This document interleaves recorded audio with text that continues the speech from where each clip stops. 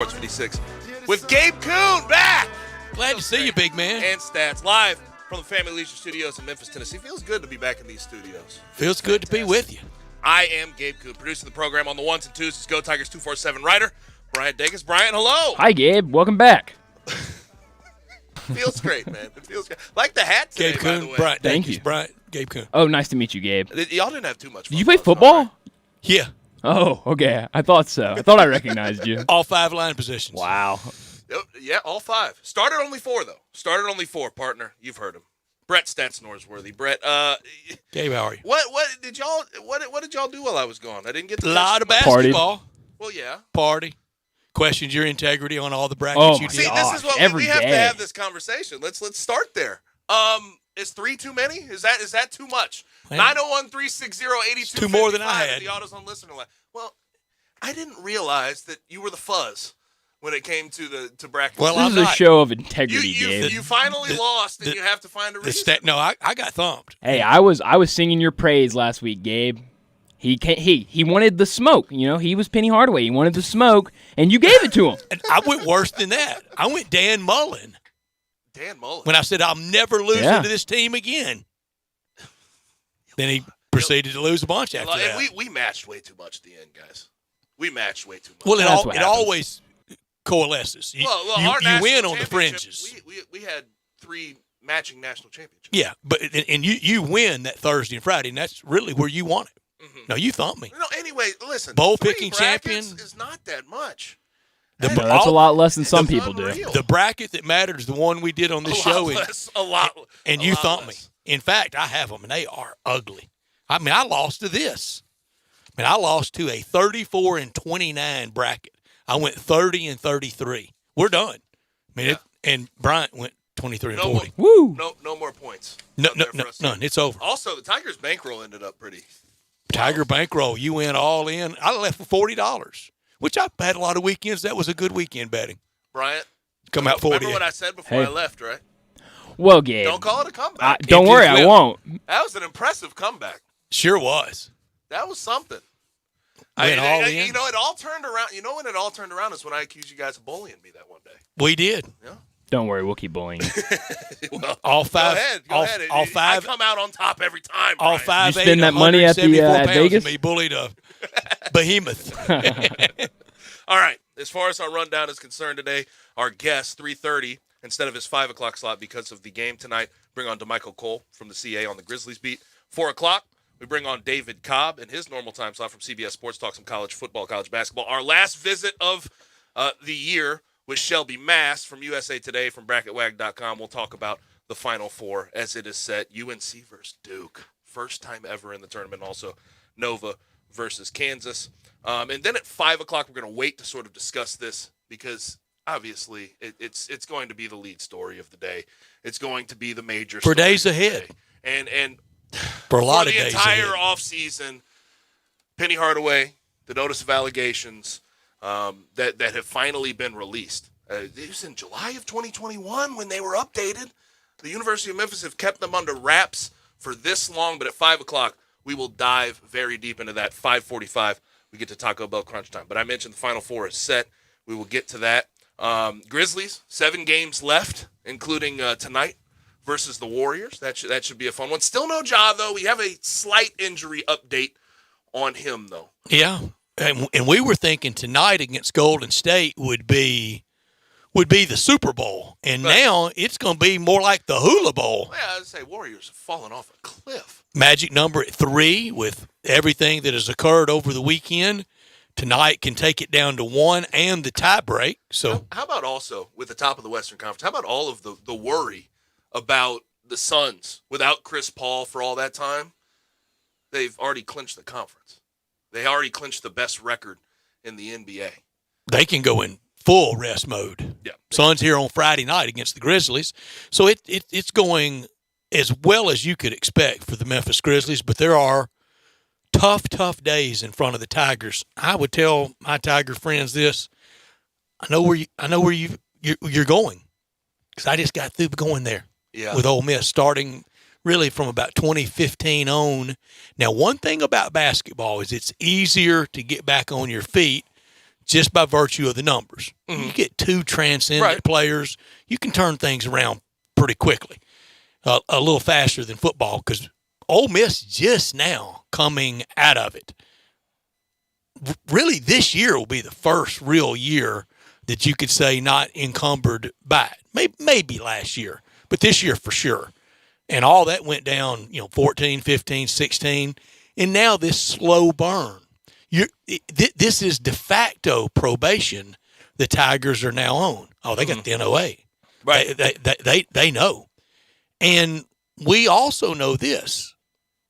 Those other coaches, they're going to use everything they can against Penny Hardaway. Absolutely. Now, you don't think Wichita State wants to get well fast? Here's the thing the only thing I'd say about seeing some of the notice of allegations that have already come down is some of these coaches still haven't struggled on the recruiting trail. Bill Self, Will Wade didn't struggle all that much, even with notice of allegations coming down. So it's just one of those things. We'll see what happens, and I know he's going to attack the transfer portal really hard, Penny Hardaway. But rough days. It's going to be used against him in every way, shape, and form. I want to hear our listeners out there all day. Hit us up, text us, let us know what you think about the notice of allegations and what has been said about Penny Hardaway. AutoZone listener line 901-360-8255. Get in the zone, AutoZone. You can also watch us live and message us on Twitter, YouTube, Facebook, Twitch, and at sports56whbq.com. But when you talk about the notice of allegations as a whole, Brett, we talked about the IARP and what they were going to do. You wanted an independent organization to rule on this. You requested that. Because you've seen what the NCAA does with these matters. It never looks good. But it's very clear that it extends farther than James Wiseman. But James Wiseman was the foot in the door. James Wiseman was the reason it gave that them they extended this. They made this this 4 level 1 allegations, 2 level 2 failure to demonstrate an. Do you remember what got him on campus at Oxford at Ole Miss? Do you know what initially got the NCAA poking around, and then when they got there, other places going, "Hey, there's more to it than this." Do y'all remember the women's basketball program? Of course. Oh yeah. And it always trickles over to other programs when these things happen. When they get an in, I know with this one in particular, with the response from the University of Memphis, there's something that has to do with football. Now, the notice of allegations in general, though, besides, what was it, allegation 1 and allegation 3, the one with Mike Miller, and then there was another one about them conducting phony interviews ahead of the interviews. All of it's redacted. It's black box. Yeah. There's 17 pages, and I'd say use common sense. 14 of them are filled with black Do you box. think the university redacted things that would look flattering for the university? No.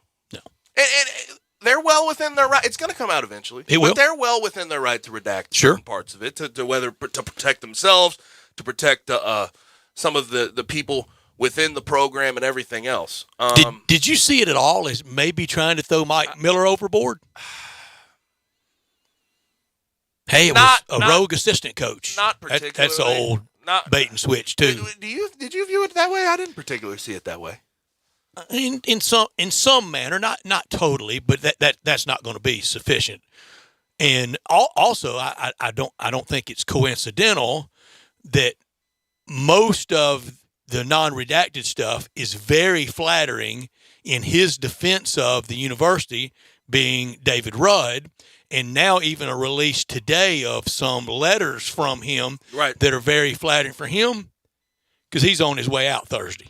Yes. It feels like the delay of releasing this information was almost squarely on Dr. Rudd in a lot of ways. That's the way he wanted it. And I sort of fall into the school of thought of they wanted to delay it to play the season, but there could have been a whole bunch of other mitigating factors that led to the delay. I mean, the updated was July 9th, 2021. That was the amended. That was the original amended. Was April, wasn't it? Yes, and the amended that's a was year July ago. 9th, 2021. And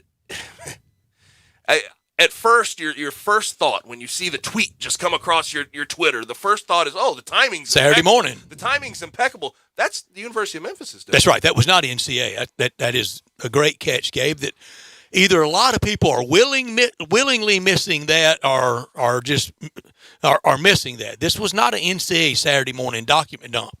This was the university finally giving to the Daily Memphian and the Commercial Appeal what they have been requesting through Open Records Act, Sunshine Laws, Freedom of Information Laws, whatever you want to call them. And thank goodness we have those. Because can you imagine big, unwieldy, almost answerable to no one if you didn't have that mechanism for Sunshine Laws, for freedom of information? Mm-hmm. I know there's going to be a lot of people that are frustrated with the redacted statements because of the freedom of information, but this is how these things work in a lot of ways.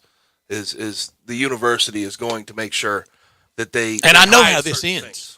I know how this ends. Yes. You can talk all the fights you want, all the lawyering up you want, all the PR game, send people out there that's favorable to you, to defend you, to rage against the machine. I know how this ends.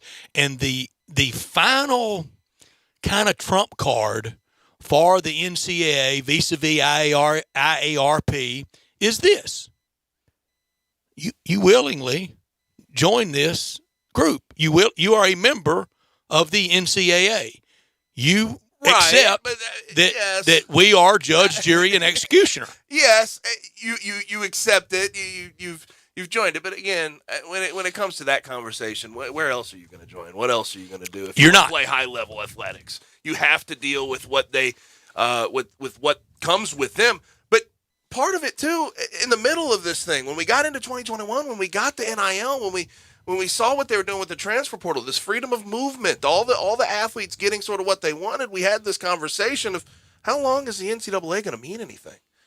And I think it's going to mean something until it doesn't mean something. I know, and I think there was some positive thought there of, okay, well, is the NCAA even going to be able to rule? And kind of ride it out on this Memphis situation. Can we ride it out to the end? Can we kick the can down the road far enough to where the NCAA doesn't have power? And truthfully, that's just not going to be the case with this. No, it's not going to be the case, and it's going to be an ugly resolution. I mean, I don't know how it doesn't affect the program for minimum 2 to 3 years. And then on top of that, and the timing is poor. We're going to really cover this and talk about sort of each allegation at about 5 o'clock. We want your texts on those all day, 901-360-8255. But at the same time, you finish the season.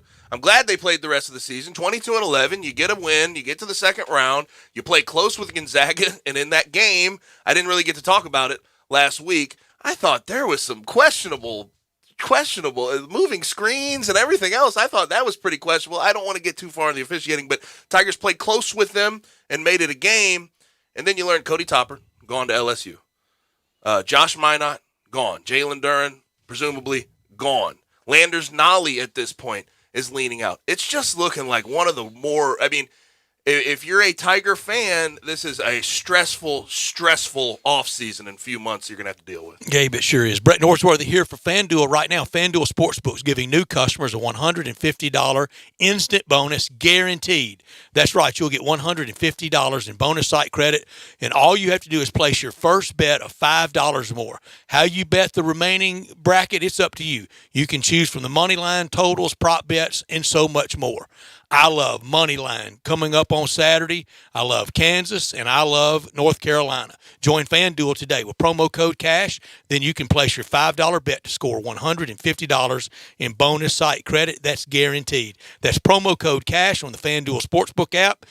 Must be 21 or older and present in Tennessee. First online real money wager only. $10 first deposit required. Bonus issued is non-withdrawable site credit that expires 14 days after receipt. Restrictions apply. See full terms at sportsbook.fanduel.com. Gambling problem? Call the Tennessee Red Line at 1-800-889-9789. This hour of our show brought to you every day by Lexus of Memphis at 2600 Ridgeway and online at lexusofmemphis.com. The one and only Lexus dealership in town. Call them at 901-334-9673. Great offers on all 2022 models and always special leasing options. Drive in luxury and confidence knowing that every new Lexus comes with first and second maintenance services. Stop by today at the one and only Lexus dealership in town at 2600 Ridgeway and put yourself in the driver's seat of the all-new 2022 flagship LS500. You'll be looking and you'll be driving in style.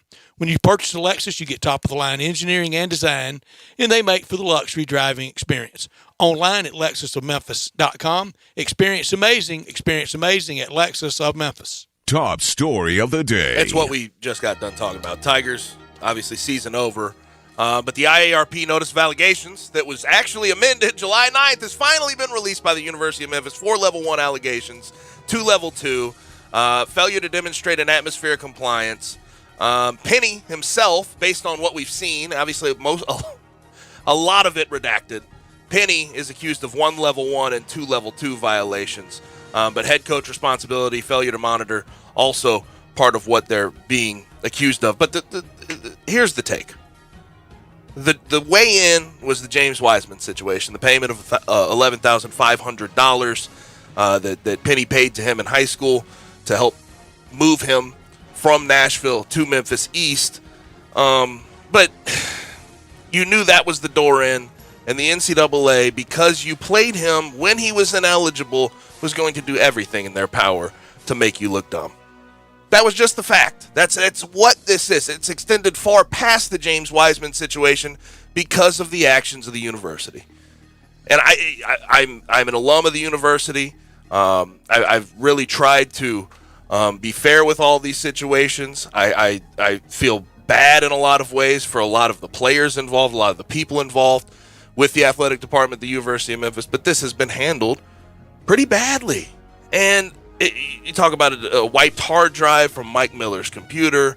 You talk about not complying, doing phony sham interviews to get people ready for that. None of that stuff looks like a not guilty party.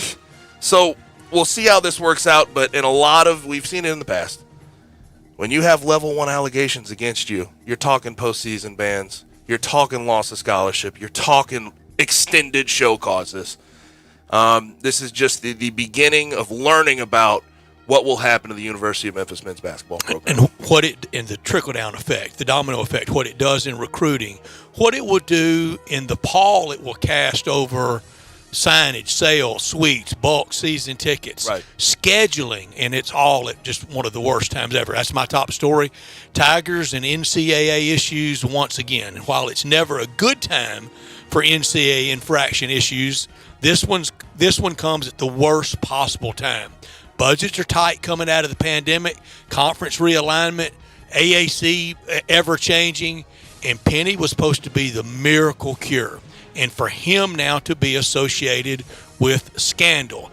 And now this is the expected IARP decision. I expected them to throw the book at the University of Memphis from the first allegation, from that Friday in 2019 when they went to court to get him to play that night. Drew Barrett and I were on these airwaves that Friday afternoon, and I said, you can't take them on. As good as it feels to take them on, you can't. So I expected them to throw the book at the Tigers. They went to the library, and they threw every book and bookshelves at the Tigers. It should have been understood, because when you play an ineligible player, when you defy what they say, Laird's got to stand up and say, no, we're not doing this. He's got to say no to Penny. They get angry, and they want to make you feel every bit of their wrath. And where is the compliance department? And, of course, they got steamrolled by him. And we'll talk about that at 5. There was a lot of, especially in the NCAA, in the notice of allegations, there's a lot of examples of where they were lacking resources, the compliance department, and everything else. But we'll discuss that at about 5 o'clock. Not top story of the day. I mean, could double as the top story of the day. The Grizzlies, 52-23, have a chance to go at least tie their season 30 over 500. Yeah, their season winning. Unthinkable. their highest win total in a season at 56. They're at 52 right now, and they're winning. And tonight they play the Warriors at home. If they win, they go 30 over tonight. Yeah. Clark, Jaren, and the Clark and Jaren are questionable. Ja will be out. For the Warriors, though, Warriors have struggled badly. And they're going to be tonight without Clay, without Steph, without Draymond, and without Otto Porter. So it looks really good for the Grizzlies. Grizzlies, this whole conversation about Ja being out, you see some casual fans saying, oh, well, they're a better team without Ja. That is so false. No, they're just a great team. Unbelievably false. But they are 17-2 without Ja. It means something. That's something. There is something there. And it has to do with pulling the chain harder. Other guys pick up the slack. And they play a little, they gel in a lot of ways because of the play from Tyus Jones. Tyus Jones, again, before I left last Wednesday, I said get him on a lifetime contract because some of the things he does in playing with this team and keeping everybody on the same page with Ja out is unbelievable. The past 4 games, since Ja's been out, 32 assists to 3 turnovers. That's ridiculous. That's video game. No, that doesn't make any sense. We dreamed of this at backup point guard, didn't we, for years? What are all the names? Come on, give me all the names. Shelvin Mack. I remember Shelvin Mack. I was a big Shelvin Mack guy. I was a big Nick Calathis guy. Gravis Vasquez. Oh, Gravis, yeah, that was a shot. We dreamed of this. We dreamed of this roster. We dreamed of a guy that could consistently make threes in Desmond Bain. Mm-hmm. We dreamed of point post. Have it. Yeah, and also, another guy that has stepped up with Ja out, DeAnthony Melton.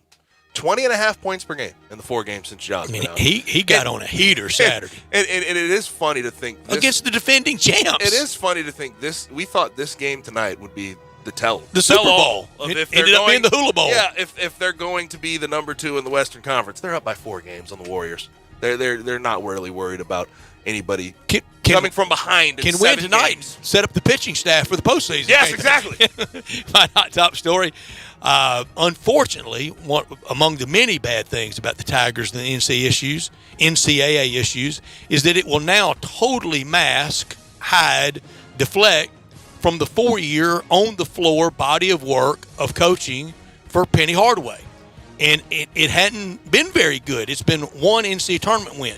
You compare it to a lot of other places out there. See what Arkansas has done in 3 years under Eric Musselman. Hubert Davis in 1 year. The last 2 years, North Carolina didn't know whether they were coming or going. It was a mess. Juwan Howard in a Sweet 16. That's often compared to Penny.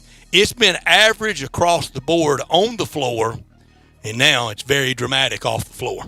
Mm-hmm. And this season was so up and down. So many distractions. And to end it on the ultimate distraction, that black cloud we've been talking about for so many months, about a year at this point, you finally know what it is. You finally know what the allegations are. But some rough months ahead. It is. And Laird Veach has to step up. Mm-hmm. That'll do it for top and not top story of the day. When we come back from the break, though, my not top story is about the Grizzlies. Grizzlies have 7 games left, playing the Warriors tonight, play the Suns here coming up soon, some Western Conference foes. To talk about that, we bring on DeMichael Cole from the CA on the Grizzlies beat. Sports 56 Happy Hour with Johnny Radio, presented by Tito's Vodka, from 11 to 1 every weekday on Sports 56 and 98.5 FM.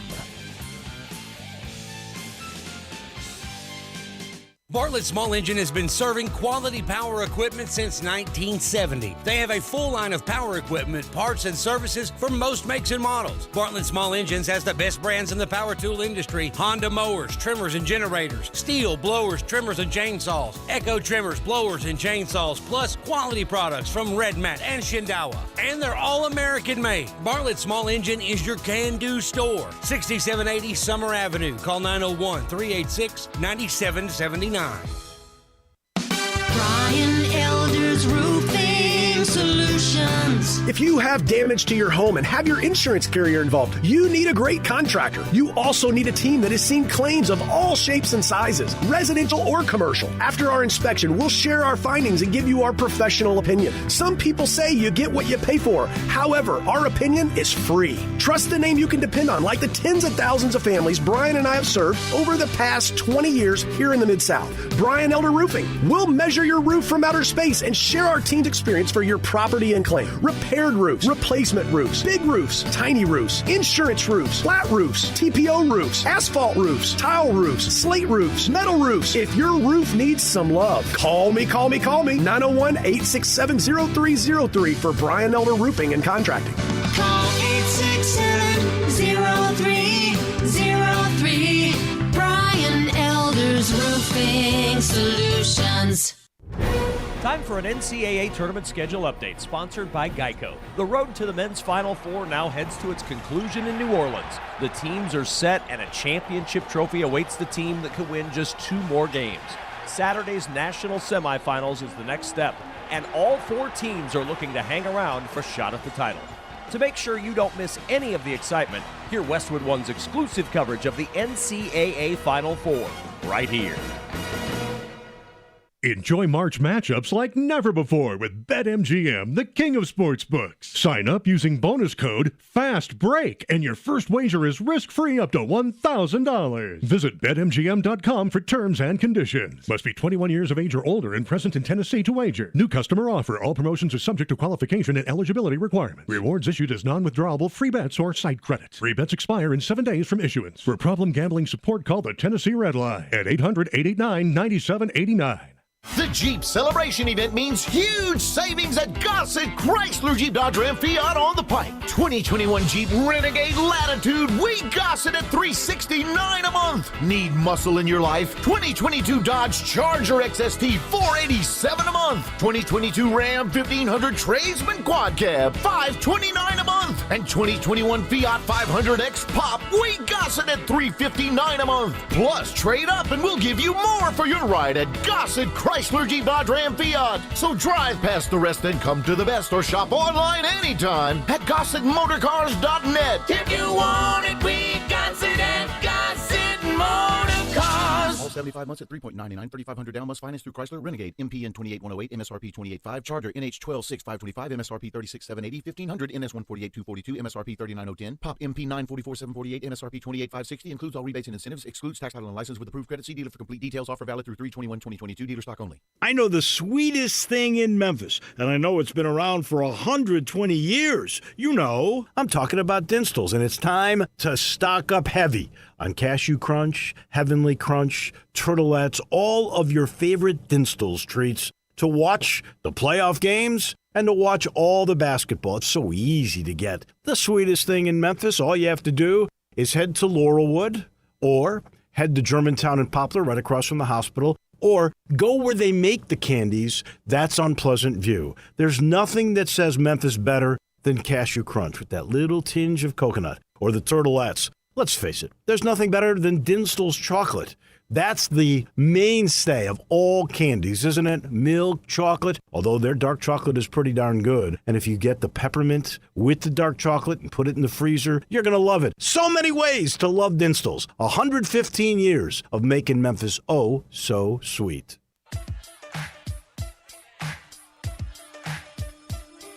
Now, back to Sports Time on Sports 56. This hour is brought to you by Lexus of Memphis. Here once again are Brett Norsworthy and Gabe Kuhn.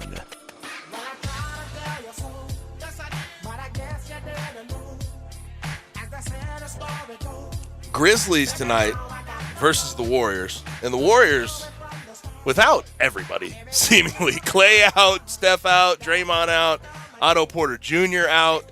I just looked at the updated line from FanDuel. Grizzlies are 11.5-point favorites at home. And to talk about it, we bring on our man from the CA, DeMichael Cole, at DeMichael C on Twitter. DeMichael, how's it going, man? What's going on, guys? How we doing? We're doing well, DeMichael. This was supposed to be the Super Bowl tonight, and it's going to end up looking more like the Hula Bowl. Brett, we spent like 4 weeks talking about this, right? we built it up, and it's going to be nothing. Yeah, so I mean, one like you just said, one of the teams 11.5-point favorites now. Like if you would have told me this a month ago, I mean, I honestly would have thought it would have been the Warriors. But this is a good example of things change, and the Grizzlies have been more adaptable to that change than Golden State has. Exactly, and I think this all like if you just break this down to why it's like this now, it all goes back to how Golden State used to have that saying in 2015, strength in numbers. And as they got better and over time, you know, they had to pay their players. You know, Curry was on a smaller contract. Clay was on a smaller contract. Draymond was on a smaller contract. All those dudes are getting paid big bucks now, plus Andrew Wiggins. So their bench is not as deep. They're kind of strapped for cash. They have young guys, but they don't have the Grizzlies depth. Whereas they lose Curry, they look like not even a playoff team, not even a play-in team. The Grizzlies lose Ja, and the Grizzlies still look like top contender.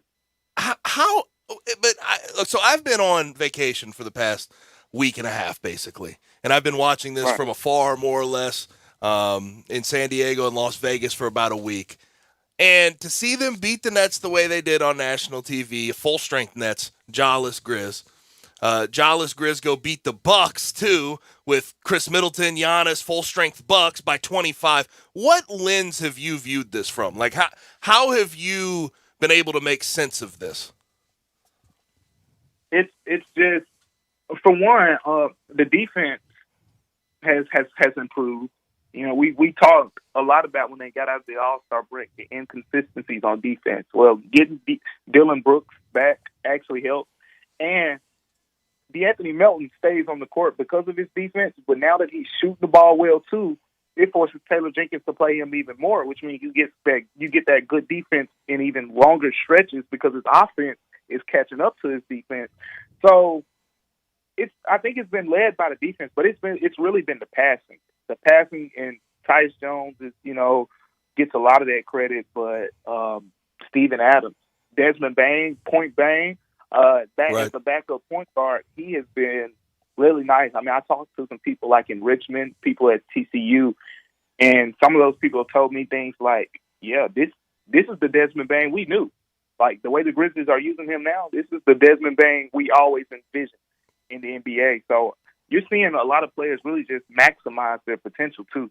Yeah, that game, we hadn't talked to you since the big one-day national TV living ad for Memphis and for the Memphis Grizzlies. That was easy against Brooklyn. And then the next night, we all here, we were a little scared of the classic trap game. You know, look out for Indiana. They're gonna owe the Grizzlies one for really kind of humiliating them when they beat them in Indianapolis. Grizzlies roll right on. Saturday night, the champs. Tonight, Golden State speaks for itself with their currency in the Western Conference and across the NBA. I know they're going to be without stars, but Steve Kerr's going to be still on the sideline, and it still says Golden State on those uniforms. DeMichael, what this best represents is what the Grizzlies now represent, what Memphis means across the front of a uniform. Exactly. And, I think it's so important that when you talk about that Memphis being across the uniform, the identity is still similar in a way to those older, the grit and grind teams. And even, I mean, when I wrote the story on Hubie Brown and just talking to Hubie Brown about his teams, the identity that he talked about, it honestly felt like I was talking to Taylor Jenkins, talking about how he talks about maximizing talent, switching up your defensive looks because, you want to create a lot of steals. You want to create a lot of turnovers because you don't have necessarily the best shot creators, kind of like this team. So you create, like this team likes to do a lot of their damage in transition and things like that. And that's kind of how that older Grizzlies team, vision themselves and being, of course, the grit and grind era. They beat you down on defense and things like that. But this team, I feel like, has like some symbolic ways from the Hubie Brown squad and, from those Lionel Hollins, Dave Yeager teams. And I think it's really like all come together with this group. Plus, this offensive outburst. This is probably the most fun team, from Memphis that we've ever seen. DeMichael, was it fun for you to sit down with Hubie? Because not only does he know the Memphis Grizzlies history well. He knows the history of professional basketball in this city so well, back to his ABA days. I love your stories. I love the coverage last Wednesday for that day of Memphis in the limelight. But for you, was that a lot of fun to sit down with Hubie? It was, because, you just got to, like you said, you talk about his ABA days and things like that. I really just got to pick his brain. And, what a brain. For me, yeah. We talked for a while, I want to say I talked to Hubie longer than I talked to anyone at ESPN over the course of that week, because we had multiple conversations, and it was just, like, I was just so interested in, I was super young when they came to Memphis. So you just remember the team coming and then playing at the Pyramid, then they moved to the Forum, and you just followed the players. But when I just started to talk to him about just that process and how it was, and he talked to me a lot about just his perspective as the coach of seeing how the city was more, for the Memphis Tigers historically, and that is where the city's love has always been. And he talked about how they were trying to, earn their own, just earn their, position in the city as a credible team, as a good team, and the style of basketball they played. He really had a great plan. And, I think he would have been great here, for a few more years if he didn't, leave at that point. But he sounded like he enjoyed his team. Jerry West, he talked a lot about Jerry West and his brain. And we see Jerry West now. I mean, he really turned that Clippers franchise around when he went there too. So they definitely had something really nice going. And I mean, his memory is so, particular. Like he's talking about Game 3 of the 2004, Western Conference games against the San Antonio Spurs when Mike Miller committed this foul in the third quarter and things like that. And I'm just like, hold up. Let me go to YouTube real quick to try to find what you're talking about. Okay. He was real sharp, man. And it's really a blessing to see, someone that's 88 years old just to really, passionately and descriptively describe the game like that. I mean, he's still going strong, as you heard on ESPN. To have his wits about him. And also, the Jerry West thing is funny because I'm watching Winning Time right now. They're not painting Jerry West as the nicest guy ever, are they? My gosh. Yeah, I never knew Jerry West to be that type of guy. But I didn't either until he got here. My gosh. And then we learned. But DeMichael, I had this idea. I had this idea of Zeke from Cabin Creek, old number 44, the logo. Man, he got here and he was one tough knuckle buster. The show, Winning Time is highlighting that even in a different, in a probably more, in a graphic way, in a more graphic way. My God, that too. Good God, but you go ahead. That 1-9 in the finals, it'll do some things too, man. yeah, it will. But he carried that with the biggest chip. I mean, that he was insulted that he was I think he is the only MVP of an NBA Finals on a defeated team, on a losing team. Yep. He was insulted by that. I was talking to him one time about it and mentioned it. Man, he flew off. I want to know if the MVP trophy is actually broken or not, or if that's just a joke in the show. Because it seems like something that you shouldn't make. Pretty rough and tough guy. Yeah, I guess so. Now, back to the Grizzlies. What they've done this year too, as far as setting franchise records here with Ja and what he's done with scoring, performances in general, scoring the most points ever in a Memphis Grizzlies basketball game with 152, right? The recent one, Steven Adams sets a record for offensive rebounds, passes Zach Randolph. And this brought to my attention, and I know he's led the league in offensive rebounds, and he's been exactly what they've needed at that position, even more so than Jonas Valanciunas. And I know a lot of people like Jonas, but Steven Adams moves the ball. He does what he's asked. He doesn't do much more than that. What do you think their plan should be going forward with a guy like Steven Adams, who has one more year than unrestricted? I think the plan for Steven Adams pretty much revolves around the plans, the progression of the other players. Mm-hmm. Brandon Clark, how he progresses, how they want to use him in the future. Jaren Jackson, is he a 5? Is he a 4?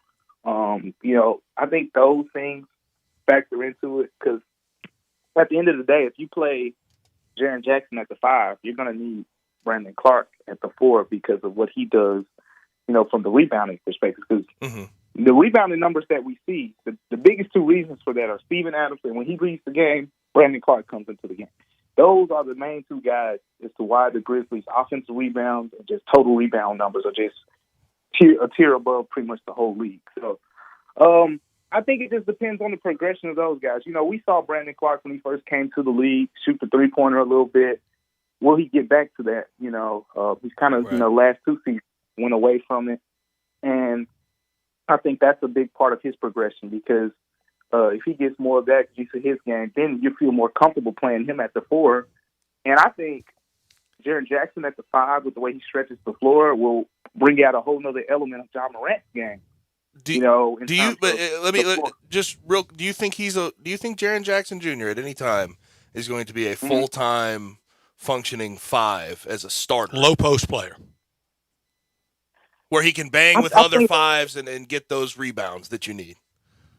Yeah, I think he can do it. I mean, right.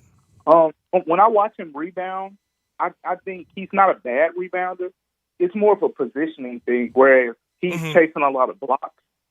So usually another guy gets the board. And that's because, when he's at the 4, he's afforded that ability. Like, he's able to just roam the floor and, chase a lot of blocks. And I think, just watching him, that's why his rebounding numbers aren't just through the roof. Because when they started him at the 5, his rebounding numbers were a little bit better than his numbers at the 4. So I think there's more potential. Offensive board, not nearly to the level of Steve Adams. But you have Brandon Clark, who is a great offensive rebounder. So I think, next year, you see how Brandon Clark progresses. His progression, I think, in particular, is tied in to what you do with Steven Adams. Do you trust the front office on the Ja injury news, or do you think it's more to worry about? No, I trust them 100% with this because I think, John Morant saying he wasn't worried with the whole Hakuna Matata Lion King reference was one thing. But then he came out at the game. The last game he comes out. The normal time he always comes out, usually an hour before game time, does his whole warm-up. Came out shoeless Ja Morant. Yeah, shoeless Ja Morant. And when he came out, he was on the bench for a while. Then he put on his Kobe's, put his shoes on. Then he goes out there with the assistant coaches, shoots his shots, does pretty much the entire, warm-up that he does.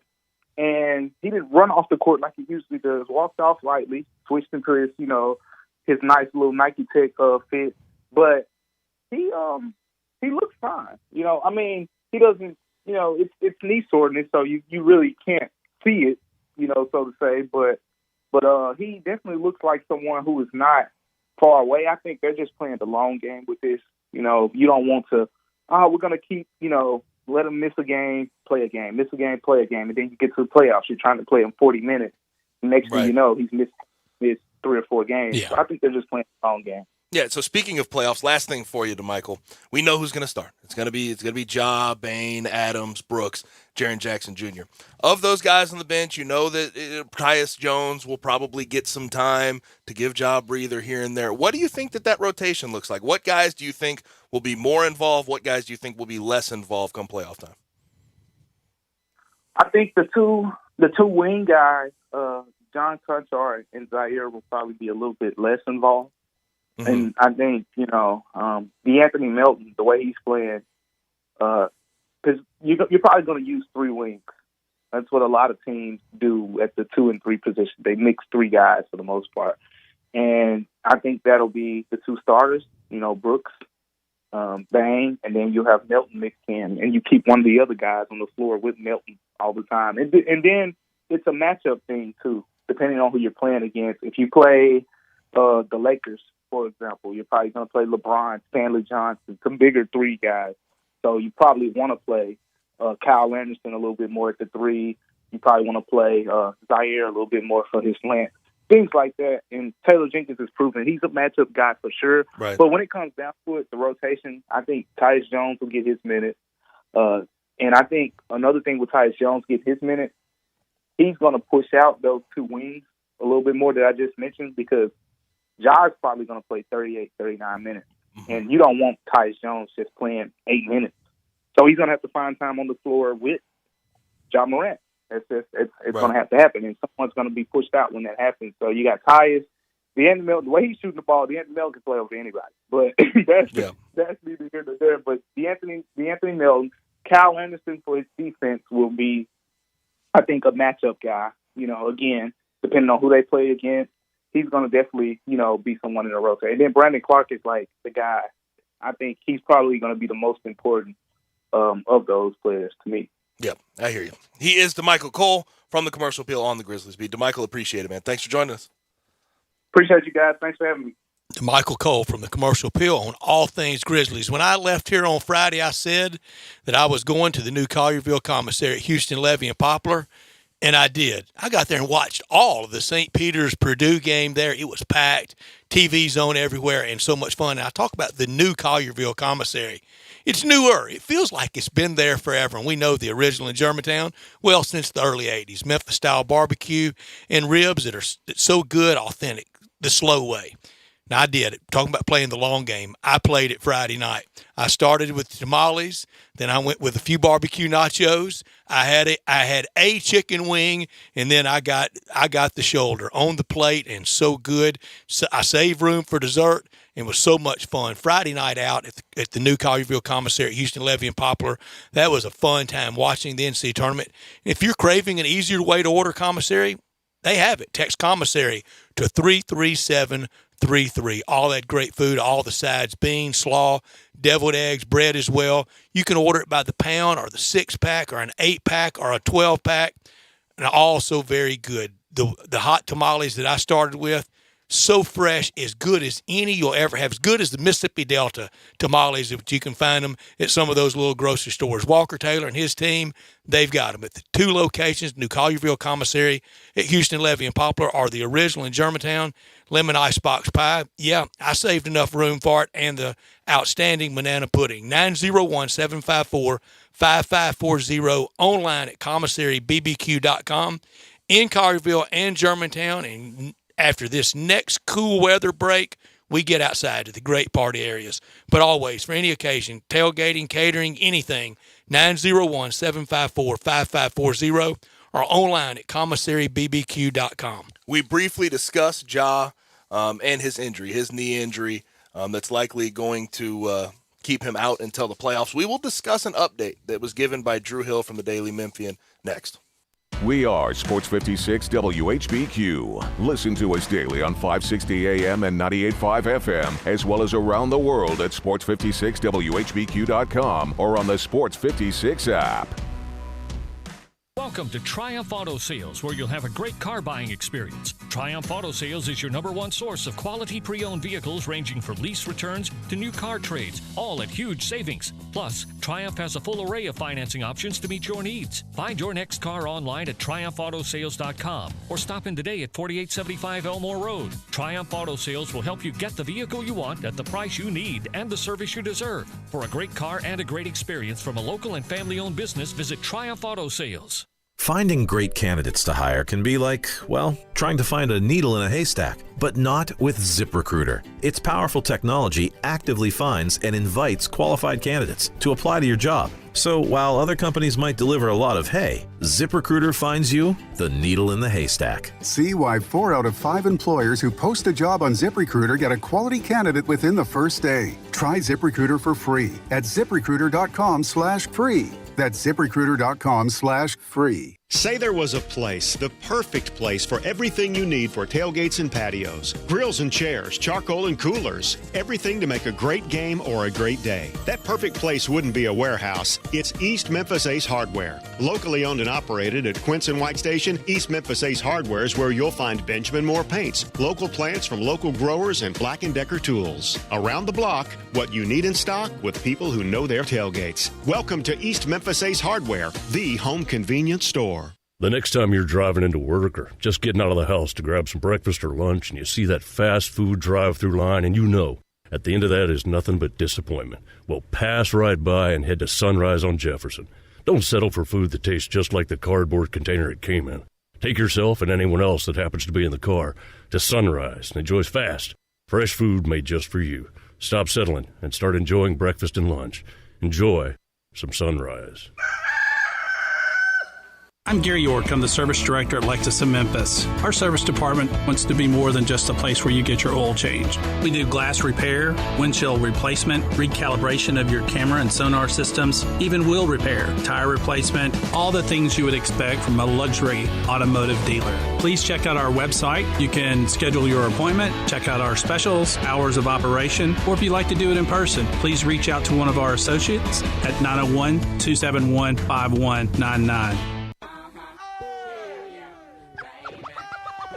Now, back to Sports Time on Sports 56. This hour is brought to you by Lexus of Memphis. Here once again are Brett Norsworthy and Gabe Kuhn.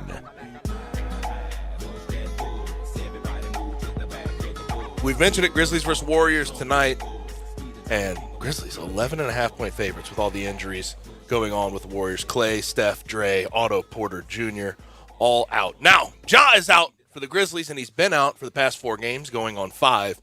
And there was an update given over the weekend by Drew Hill. He got it from the team in general, and he says the team is still offloading him. That's the I have air quotes up with offloading him. The plan is to reevaluate him in 2 weeks. He is rehabbing and expected to be back by the playoffs. I don't see why not. You can sit him to the playoffs. The team is playing fantastic without him. 17-2 this whole year without him, and you are pretty comfortable where you are right now in that 2 spot in the Western Conference, because I don't think the Warriors really care right this second to try to go overtake the Grizzlies. They may not. They may be marshaling their forces for one big push. Okay, I'll play along with the front office. Bryant, both of us last week said we were reticent to really believe them because we just know historically, Gabe, you know it as well, having played, they say hangnail and it's really amputation. Right. We know how we have lied about injuries through the years. I've been part of some of those lies about injuries through the years. Mm-hmm. I will believe them until I see him not in the first playoff game, and then I don't know if I'll ever believe him again. It's just it's bizarre. And Peter, if he misses game 1 of the playoffs, and they were lying. And Peter Edmiston, who's before us, they don't on Grind Time. Okay, cool with Anthony. Offloading. What? Load management. I've heard. I mean, you don't even learn that term at NBA school. I've heard sitting, offloading. Yeah. I don't really. I don't get it. Now, if you're saying we just want to sit him to the playoffs because we don't want to take a chance, like I said, I completely understand that. But all the terminology, I'll play along. All the terminology, I'll play along until then too. But all the terminology, I can say I can be a little skeptical about the terminology because they're not. It doesn't seem very genuine. It seems kind of a forced buzzword, very manufactured. Yes, I don't know any doctor that's ever said that. Have you ever heard of it? You've never been offloaded? No. I don't think so. I don't know if they reloaded me, though. Offloaded. That is something, though. That is something, but Grizzlies are in a good spot. But Ja out there during the course of the game does not look like an injured man. The other thing about Ja is it doesn't matter what's hurting. He's still going to go to the rim like a crazy person. He's still going to play the exact same as he always does. Like when he had that, I forget exactly which game, he had a hip injury that he sort of tweaked, had to go to the locker room for some time, came back out, and still was going to the rim. Do you remember when this team was 9-10 after getting blasted by the Atlanta Hawks Thanksgiving weekend? And then Ja went out. And everybody else pulled the chain. The 17-2 tonight will make it 18-2 without him. That's your game, set, and match argument for Taylor Jenkins as Coach of the Year, isn't it? It should be. He went 18-2 or whatever without Ja Morant. I still and the Grizzlies, think about where they were last year. Think about what they are as a team and the come up they've had to be 2 in the Western Conference. He should get it, but Monty Williams is probably going to be Coach of the Year in all likelihood. I mean, just looking at it right this second, I'm pretty sure Finals last year. But he's the favorite when it comes to odds, and Taylor Jenkins certainly has made his statement. But it just I mean, seems, Phoenix was supposed to be up there one or two, weren't they? Don't we tend to do this toward the end of the year? About after the All-Star break, Oh, yeah. the narratives are about set on a lot of the awards. Now, the MVP is kind of up in the air now more than it was, but Monty Williams going into the All-Star break was the favorite, and it seems like he's that guy now. Yeah, but again, they were up 2-0 in the NBA Finals last summer. They were supposed to be good this year. They had Chris Paul coming back. They had that team coming back. They had all those stars back. They were supposed to be there. Yeah.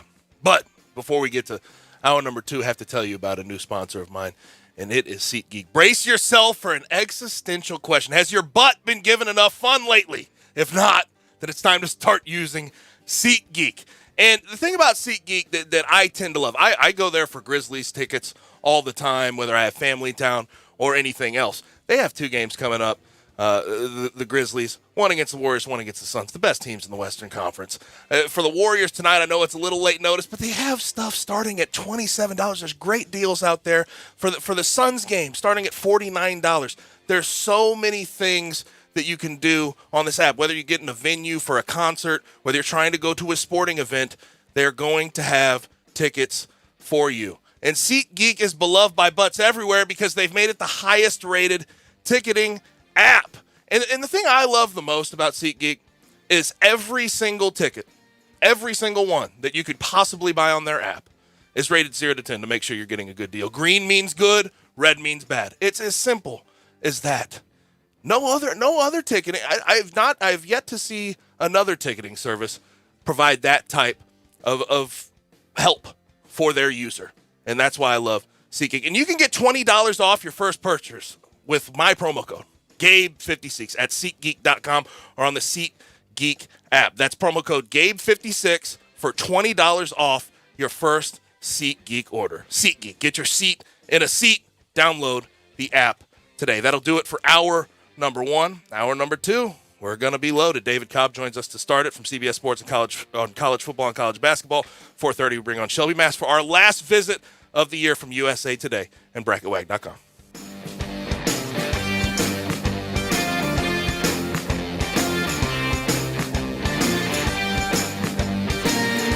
Hi, I'm Troy Fiveash, owner of Fiveash Roof Services. Can anyone explain to me why anyone would care how I measure your roof? We've all heard about measuring your roof from outer space.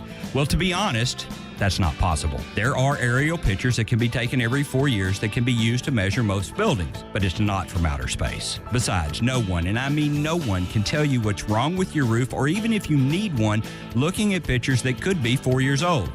If you'd rather do business with a family-owned and operated business with a lifelong tie to Memphis that refuses to mislead or use gimmicks, give us a call. Best products, best warranties, and the best service we know how to give. Fiveash Roof Services, proud partner of the Memphis Tigers and the official roofer of the Memphis Tigers home team. Fiveash Roofing, fair, honest, and ethical. 367-0050 or memphisroofer.com. 367-0050 or memphisroofer.com. Fiveash Roofing, it's what we do. We're here for you. Visit Frontier Western Store today for new shirts and boots. Frontier is your top Carhartt store in the Mid-South. There's thousands of in-stock shirts and jeans. They have the classic K87 pocket tee in every color they make, including new ones just released, available small to 4X. Want new jeans? Frontier has you covered with super tough work denim by Carhartt. And you've got to check out their selection of Ariat jeans for men, women, and children. You will love how easy it is to find the size and style you need. Have you seen Frontier's remodeled world-famous boot showroom? It continues to expand. New styles by Ariat just arrived. Plus, plenty of stock in proven classics, too. Whether you need work or dress boots, trust that Frontier is the place to come. See thousands of pairs of Ariat boots and thousands more by Dan Post, Corral, Durango, Rocky, Twisted X, and others. And Frontier's pricing is lower than online and chain stores, so you know just the local shop to visit. Frontier Western Store, 5880 Goodman Road in Olive Branch, and on the web at frontierwesternstore.com. Locally owned and operated since 1967. Finding great candidates to hire can be like, well, trying to find a needle in a haystack, but not with ZipRecruiter. Its powerful technology actively finds and invites qualified candidates to apply to your job. So while other companies might deliver a lot of hay, ZipRecruiter finds you the needle in the haystack. See why 4 out of 5 employers who post a job on ZipRecruiter get a quality candidate within the first day. Try ZipRecruiter for free at ZipRecruiter.com/free. That's ZipRecruiter.com/free. Get in the game, Mid-South. Coach Colin And Coach Hunter here from DeSoto Auto Sales. We're maniacs for all this madness. But if we're going to catch all these games, we need your help. So we cooked up a 3-point plan to help you Rebound from your old ride. 1. Pick any nicer, newer car on the lot. 2. Pass us your old ride. 3. We'll come in with the assist. And give you up to $3,000 more than Kelley Blue Book value. Based on the price of the car you pick. So if your old rod makes you feel second string, it's time for a rebound. Because you could get up to $3,000 more than it's worth. Worried about fouls on your credit report? Our For the People credit approval process is a slam dunk. But hurry. This deal's done at the buzzer. I'm Colin. And I'm Hunter, and we're your dealers. For the people. See all the cars at DeSotoAutoSales.com. That's DeSotoAutoSales.com. Credit requires bank approval. Vehicle purchase price determines actual trade allowance. Negative equity may be refinanced. Kelley Blue Book is a registered trademark of the Kelley Blue Book Company Incorporated, which is not affiliated with DeSoto Auto Sales. Offer absolutely ends March 31st, 2022. Ole Miss Rebel Yell is back. The Rebel Yell Hotline Radio Show is back on WHBQ Sports 56 and 98.5 FM. Every Monday night at 6, hear the latest news on your Ole Miss Rebels with Yancey Porter with 24/7 Sports, former Ole Miss defensive tackle Mike Fitzsimmons, Gordon Ford covering SEC Sports Call, and former Ole Miss baseball announcer Gary Darby. From kickoff to free throw to extra innings, your Ole Miss sports on the Rebel Yell Hotline Show right here Monday night at 6 on Sports 56, 560 AM and 98.5 FM. Your Mid-South Sports Station. We are Sports 56 WHBQ Memphis and W253DF Memphis, Flynn Broadcasting Stations. Now, back to Sports Time on Sports 56. This hour is brought to you by the Big Green Egg. Here once again are Brett Norsworthy and Gabe Kuhn.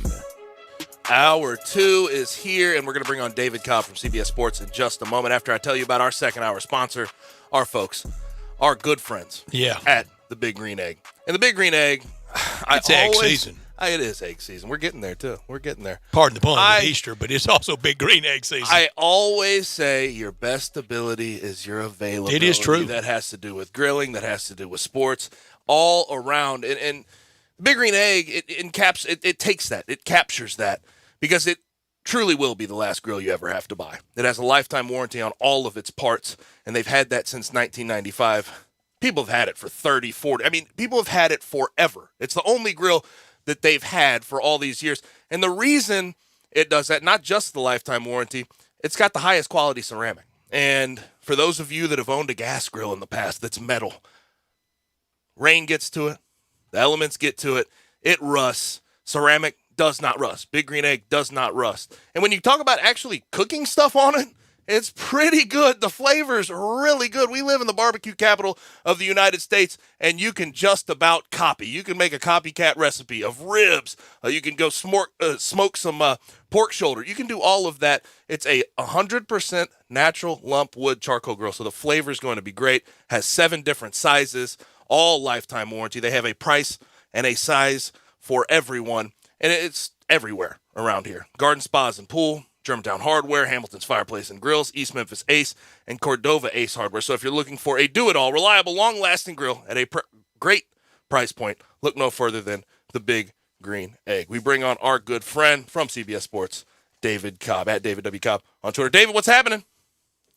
Oh, guys, not a lot. Crazy how we ended up here with a blue blood Final Four after everything that went down, but that's where we are as I sit here on Monday and reflect on another big weekend. But aren't we glad we got here this way? Yeah, it all settled in. It's very staid, very familiar. But aren't we glad along the way we got to this point? The journey was spectacular, and that's why we love this NCAA tournament. And we can get into this if you guys want, maybe not today, maybe today, maybe at some point in the future. Let's talk about college basketball and the NCAA tournament and how what we just saw relates to potential college football playoff expansion. There's a conversation there. It sure is, David. And from an old schooler like me, I'm fine with the expanded playoffs. I think it would make it fun along the way, but it would still get down to kind of those same old names. But the journey would be so much But let's go more on the journey. fun. Let's go on the journey. Exactly. And people say, oh, it would delegitimize the regular season in college football if we expanded the playoff. And I'm not mad at anybody who disagrees with me. This is a debate that I think is a really healthy debate to have. I say it would not delegitimize college football's regular season if you expanded the playoff, and here's the reason why. Under the proposal that was put out about a year ago, that was a 12-team proposal, there was such a delineation between 1 through 4, 5 through 8, and 9 through 12 in that proposal that even the Alabamas and the Georgias and the Ohio States of the world, who are always going to be in a 12-team playoff, their regular season games would still have major significance because the difference between being the number 4 seed and the number 5 seed would be huge. Because you can't stumble. As the number 4 seed, you get a bye, and you don't have to play in that first round. Maybe be on campus. Exactly. Then the difference between the number 8 and the number 9 would be significant too, because if you're the number 8, then you get to host that first game. So I think even within that 12-team structure, there's still so much to play for in the regular season. Anyway, that's something that's been on my mind here these last couple days. Well, and also, when it comes to expanding the football playoff, everyone uses what Brett said, and I know Brett's not using it in this term. He said it would be the same guys, because it would be in a lot of ways, but that they use that as a reason to not actually approach it, to not even go forward with it, and that doesn't sit well with me. You see what St. Peter's did this year in the basketball tournament. They were stacked against all odds. They don't have that good of a team. I mean, they do. They don't have that good of talent on that team. They're not big, and they somehow knocked off who they knocked off and did it in good style and good fashion. That would happen eventually in a football playoff. Yeah, and it's easier in basketball to have that David versus Goliath upset than it is. It's easier in basketball than it is football. I don't think there's any question, but it still happens in football. And I mean, did anyone watch the Kansas versus Texas game this past year? I mean, I realize they're both in the Big 12, but still, it's a similar type of thing that you could create. And almost Kansas over Oklahoma this year, David. For sure. So it's not as if the big upset can't happen in football. Is it likely that we would end up with a Final Four of similar type of characters?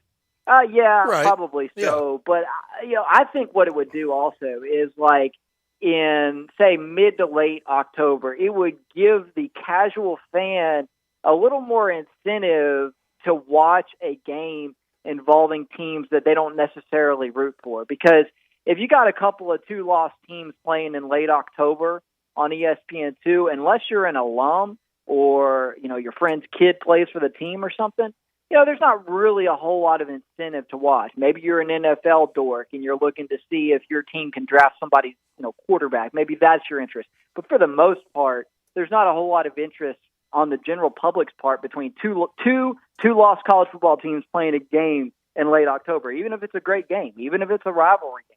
And so people call college football a regional sport, and I get that, but it can be more than that. You can make that late October game between a couple of 2-loss teams pretty interesting if there are some college football playoff stakes attached to it. And maybe you need one of those teams to lose so your team can be in the 12-person or the 12-team conversation. So there's elements of that I think are key to look at as we move forward here. Because once college basketball ends here in about a week, the conversation turns to college football, and that college football playoff expansion is the big topic. 152 days until the start of college football, David.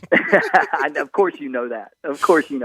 Every time he does that, he reminds me of the Happy Gilmore scene where he's in front of the batting cage getting hit by baseball, saying 364 more days until hockey tryouts. That's who Brett is when it comes to that. We're closing in on the college football solstice when we get closer to next year than from last year.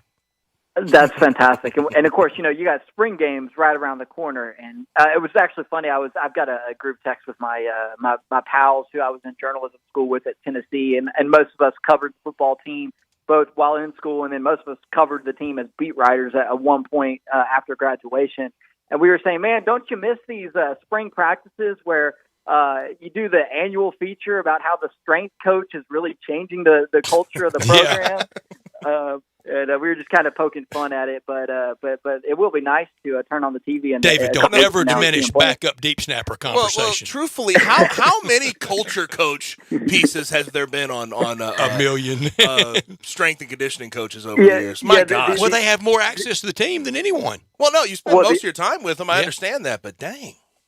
The other joke was, man, the media, we got to see 15 minutes of spring practice today. And let me tell you, that passing game with no defense sure looked good. 3-cone shuttle. Yeah. Oh, man. Yeah, I love it. I love it. I love spring ball. Come on. You got to have some. You get better in the spring. All right, now to the Final Four, to basketball as a whole. We're winding down here. Saturday and then Monday, we will have the final 3 games of the basketball season. And watching how this has played out for North Carolina and Hubert Davis led me to the question, how vindicated does it feel? How vindicated does Hubert Davis feel in regards to some of the things that were being said about him mid-season, being said about the ACC, being said about North Carolina in general? It's amazing, and it's such an interesting contrast in the way that North Carolina and Duke, these arch rivals who are going to meet on Saturday in the Final Four, first time they will have ever played in the NCAA tournament. Such an interesting look at how they have gone through massive, massive coaching changes because they couldn't have gone about it any differently. This matchup does make you question the integrity, though. I mean, my gosh, this is about as perfect as you could draw it up for Coach K in the final year. It is, and this could be Roy Williams' final season too if he had elected to do the same thing. But almost a year ago today, maybe it was a year ago today, very close. Roy Williams announced that he would retire immediately. And then it wasn't too long thereafter that Coach K announced that this season would be his last year. And so you just see the massive differences in the way they went about these huge transitions for their programs. But at the end of the day, North Carolina this season is the exact same seed in the NCAA tournament that it was last season under Roy. And their conference record is significantly better in the ACC this year than it was last year under Roy. And now they've gone a lot further in the NCAA tournament as well. So when it's all said and done, I mean, I think the emotion that we saw on the face of Hubert Davis after the game went final against St. Peter's, I think that says it all because you can only imagine the pressure he must have felt following in the footsteps of a program whose coaches all mean so much to him. Dean Smith is who he played for.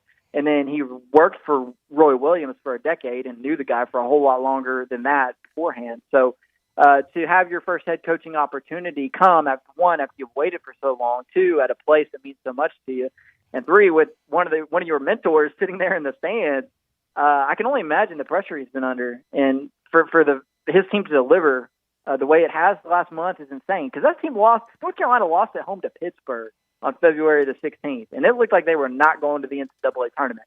And I tweeted about UNC looking like an NIT team, and people thought it was funny. And now here they are playing in the Final Four. So it's an incredible job that he's done. There's no question about that. David, we know the Mike Krzyzewski story. It would be the rank for anybody as the best story. Rank for me the second, third, and fourth best stories for the coaches. For Hubert Davis, for Jay Wright, for Bill Self. What's second best, third best, and fourth best coaching stories after the almost movie script that would be Mike Krzyzewski winning it in his last game? Well, I'll tell you one that's being written. It's with Villanova and Jay Wright. One, Jay Wright might kind of assume the mantle of college basketball's grand czar after Mike Krzyzewski retires here as somebody who's now been at Villanova for this is his 21st season, which is kind of hard to believe, but it's true. He's going to fill that elder statesman type of role, I think, in the sport upon Coach K's retirement because Jim Boeheim doesn't have a whole lot longer left, and Roy Williams is already out, and Mark Few can't win a national title. So I think it's Jay Wright's sport kind of now. And if he gets this team, one, if they even beat Kansas with what they have left, and 2, if they were to somehow, some way win the national title, it would be an unbelievable job because Villanova just lost Justin Moore, and they were already only going 6 deep. Chris Arcidiacono has been playing about 3 minutes a game for them as a 7th man. So without Justin Moore now, really you're looking at 5 players left for Villanova who have been playing with any regularity this season. And so I don't know what he's going to do, but if whatever he does somehow ends up in Villanova advancing to the national title game or winning it all, it'll be just an absolutely amazing coaching job for Jay Wright. And make no mistake, Villanova has a 2 seed next to it, and North Carolina has an 8 going into this thing, but Villanova is the underdog because of the injury situation with Justin Moore going through that Achilles. So it puts the spotlight on Jay Wright as the number 2 coaching story. That Houston-Villanova game, that looked like Ripley versus Halls in 1958 with 10 white guys with crew cuts and nobody taller than 5'10" on the floor. Man, that was an ugly game. You talk about elder statesmen, too. How about Kelvin Sampson with what he did with that team getting them into the Elite Eight?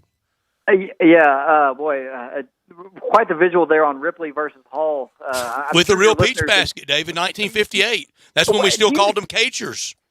No regard for your listeners in Lauderdale County, though. Just throwing them. Peace out, Lauderdale. And you're right, Gabe. Kelvin Sampson, great job. He's in the running for Coach of the Year. It's funny that we're having this Coach of the Year conversation quite a bit in college basketball. You know, it's that time of year. I submitted my ballot for our CBS awards yesterday, but it's funny, the one that you don't hear talked about for Coach of the Year real often is Shaheen Holloway, and it's like, hold on now, wait, are these All-American and Player of the Year and Coach of the Year awards? Do you have to be in one of the 10 best conferences to win it? Because I'm pretty sure Shaheen Holloway just coached St. Peter's to the Elite Eight as a number 15 seed. And I know it's not all based on what you do in March in these types of things, but it certainly has a large impact. And I can't think of anyone who did a better job in the NCAA tournament, perhaps even within the history of the NCAA tournament as a coach, than what Shaheen Holloway did. So I actually ended up putting Shaheen Holloway on my ballot for Coach of the Year, along with Kelvin Sampson, and also had T.J. Otzelberger on there from Iowa State, who went from 2 wins the year before under the previous coach to a Sweet 16. And clearly Shaheen Holloway would be on that coaching story list because of, I believe right now he's expected to take the job at Seton Hall, which is his alma mater. I believe that's the story right this second. Mm-hmm. Mm-hmm. Yeah, it is, and it'll be a good story, and we'll see how he does. But this might be as bright as his star ever shines. You know, right. We see Jim Larinaga in the Elite Eight, and it's funny because a lot of people still associate him with the George Mason Final Four run. Yeah, over a decade ago now, and not that he hadn't had any success in Miami. He has, obviously. He just got him to the first Elite Eight in program history. But Shaheen Holloway is going to a place in Seton Hall that it's his alma mater, and it's a big deal up there. Larinaga in the Whistling Hall of Fame. I take it. He can whistle better than the Vandy Whistler at baseball. I take it by your tone. You don't necessarily, you're not necessarily in love with the Shaheen Holloway hire. No, it's a great hire for Seton Hall. It's just, okay. Is Shaheen Holloway ever going to shine brighter on the national stage than he did this past week at St. Peter's? Look, you've got to take that job. I mean, of course. The pay is probably 10 times as much, and it's a chance to coach in the Big East, which, you know, most people toil away at in this profession for a really long time, hoping that one day they'll get a chance like that. So you have to take it. It's an obvious move, but it's just crazy to think that what he did at St. Peter's this season, he may never right. be in the spotlight again like he has been. Like I said, look at Larinaga. It took him over a decade to get back to a similar type of position, even after taking the quote-unquote big boy job, you know, and going to Miami. David, what do you think the Tigers administration, University of Memphis administration, what should be their strategy? Mine would be prostrate yourself and beg the NCAA for a quick decision, and even tell them, we sacrifice anybody you tell us to sacrifice. Just let us stay in business. What is yours? We had such good banner here the first 15 or 20 minutes that I almost forgot about. it. Boy, what a mess. What a mess. Shoot, this is Monday. This is the first day back on Sports Talk Radio since everything happened. So I can only imagine what's been discussed so far amongst you guys. But I think my advice would be to abandon Memphis First Everybody as a strategy. No kidding. For sure. high level business. And look, I get swept up in it sometimes as a Memphis guy. When it pertains to the Grizzlies, who I kind of am, I'm not shy about the fact that I'm a Grizzlies fan now, even though I used to cover the team. And sometimes, you know, people will say something offer a slight to the Grizzlies, and that Memphis versus everybody kind of boils up inside of me a little bit.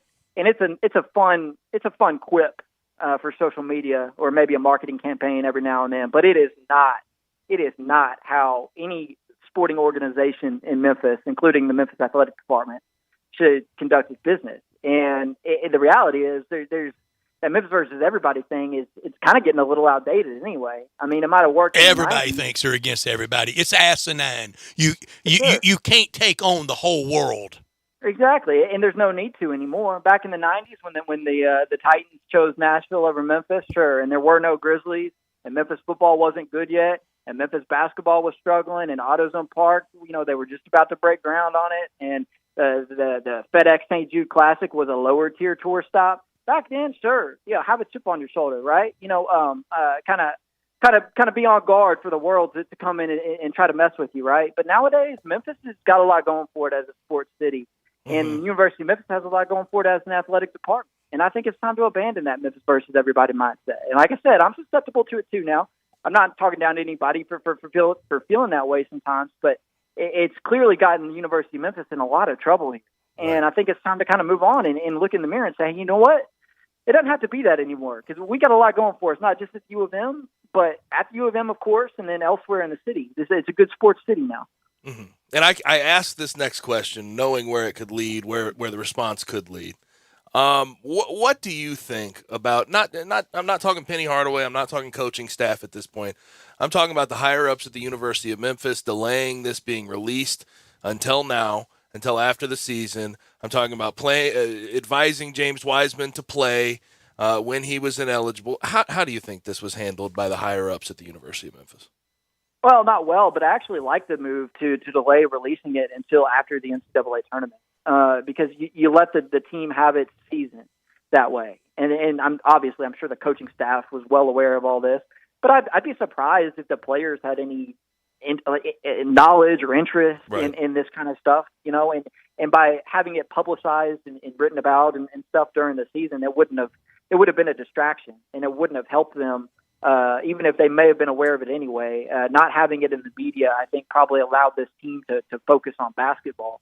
And so I actually don't hate that element of it and delaying it and stonewalling the media or however they went about it until after the season. I actually think that was probably pretty smart. So you let them have the season. I mean, this was always lurking in the background. This was always hanging over this season as a possibility. And I've said it on air before it all came out, back before Memphis kind of went through its roller coaster ride, I thought the IARP decision was the biggest thing that could derail Memphis this season. And so the fact that it didn't actually derail the season, I view that as a little bit of a victory. And maybe that's the one thing the administration has done right, was keeping this information back for as long as they did. But, it doesn't look good that they tried to fight the NCAA the way that they did. And you can see the teeth of the NCAA and sort of clapping back in that, what's been publicized about how they cite previous violations and the non-compliance element of this seems to be a pretty strong. Oh, they're vindictive. There's no question about it, the NCAA. Sure. Yeah, and it didn't have to be that way. And maybe along with the IRS, nothing brings everybody together with animus and vitriol toward a group like the IRS and the NCAA. And it's why, David, every time the screaming headlines against whoever you want to fill in the blank with, I beg people, don't take any joy in it, because the next one could be directed at you, because whenever it happens in college football, you're out there fighting against 130 other teams. In college basketball, Memphis now has 357 groups wanting them to get the book thrown at them. Yeah, and there will be some others. I mean, look, I think you can kind of look at what happens to some other schools and read the tea leaves a little bit and see that at minimum you're talking about at least a 1-year postseason ban from Memphis, likely a scholarship reduction, likely a very tough decision coming for the administration on what to do with Penny as a result of this. I mean, Oklahoma State got a postseason ban after they, Mike Boynton had nothing to do with what transpired at Oklahoma State. They fired the assistant coach, Lamont Evans. I almost said Lamont Paris, the new coach at South Carolina, but Lamont Evans. And so they had completely washed their hands of what happened at Oklahoma State, and they got a postseason ban anyway. And now you're looking at LSU, who to a certain degree went non-compliant in that they just stood by Will Wade and didn't really try to punish internally for anything that happened there. And now they're in some hot water now as well. So I don't think it's going to be good for Memphis basketball moving forward. That's for sure. The question is, when does the hammer drop? And until it does, can Penny reassure guys who might want to come play here what's going to happen? Can he continue to get players under this cloud? I know their 2022 class has nobody in it right now. And in the national people, if they haven't already, will probably use that to say, well, look, nobody's committed to Penny right now because of what's going on. Well, reality is, look at what happened last year. Amani Bates and Jalen Durant didn't commit until super, super late. And then this year, there's always, the transfer portal now as well. So I don't know that I read the 2022 class as a sign of doom and gloom, but it's certainly an issue at this point that, they're going to have to deal with in recruiting more so than they already were. And from fans in particular, there's always that tendency. Look at Kansas, look at LSU. What about Arizona? You can't do the what about stuff with these type of things. But it's easy to do. It is. You see a lot of things similar. Let me just leave you with this, and I guess you don't have to be fully yes or no about it. Do you think Penny Hardaway can survive this? I think he can, because he's Penny Hardaway, right. And so he might have to sit out a year, which sounds preposterous, but there's been discussion about perhaps Bill Self doing that when Kansas gets its penalty. Once you've built up enough clout in a place, you can survive it. And make no mistake, Penny has plenty of clout. My question is, how much of this does Penny want to tolerate? Because this job has proven, I would imagine, quite taxing. It has not been easy getting Memphis to a place where it could win an NCAA tournament game. 4 seasons in, he's had to deal with a lot. And you're talking about a guy who does not need the money, whose fame from a national and international perspective is already solidified by what he did as a player. So it's not like he's got to write a legacy. And if he were to go out now as the victim of the NCAA, people in Memphis would still love him. So how much of this does he want to put up with? That would be my question. Because I think he could survive it, sure. But does he want to? When you've got enough money to be playing golf 300 days out of the year, boy, that's a nice life as well. So that's kind of where I view it. It's not so much of, can he survive it? Sure, he can. My question is, does he want to? Yeah, that is a $1 million question. David, appreciate it, man. Thanks for joining us. Yeah, thanks, guys. And you can follow him on Twitter at David W. Cobb and all of his work at CBSSports.com. We have to go ahead and get to a break right here. When we come back, we get to our last visit of the year with our bracket man, Shelby Mass from USA Today and BracketWag.com. You have opinions? Well, you gotta have an opinion. We want to hear them. Call or text us on the AutoZone listener line at 360-8255. That's the AutoZone listener line at 901-360-8255. Get in zone, AutoZone.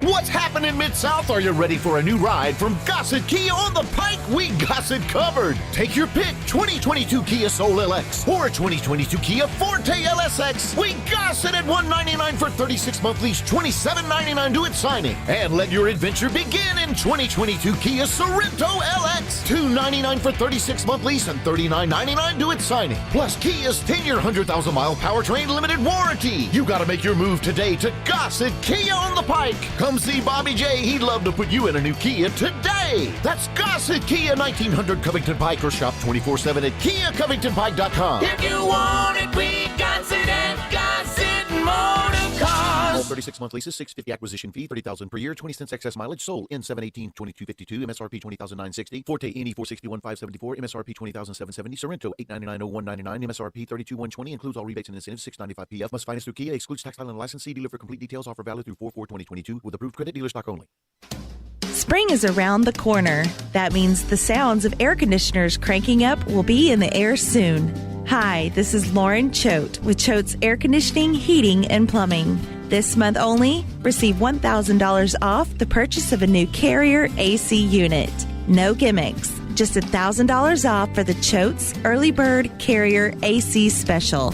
If your AC is in good shape, call us to get your $60 20-point AC tune-up to get your AC cleaned and ready for the warm seasons ahead.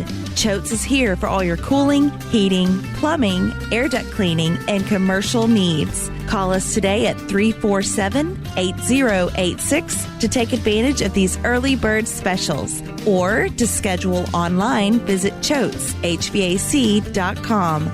So turn to the experts with Choates. And remember, let our family serve your family. And now a small business setback, set to smooth jazz. It's late. You're driving in the rain with only one thing on your mind. The deer about to total your HVAC van. But with Progressive's 30-plus customizable coverage options, you're covered. The rest is just saxophone. When running your small business gets rough, Progressive Commercial is there to smooth it out. Get a quote in as little as 6 minutes at progressivecommercial.com. Twinkly sound. Progressive Casualty Insurance Company and affiliates. Coverage and discounts not available for all vehicles or states. Policy terms and conditions apply. I often say they've set the bar for the way car business should be done at Homer Skelton Hyundai. You know how close that is. It's right there at Highway 78, Lamar Avenue, and Craft Road, the very first exit in Mississippi.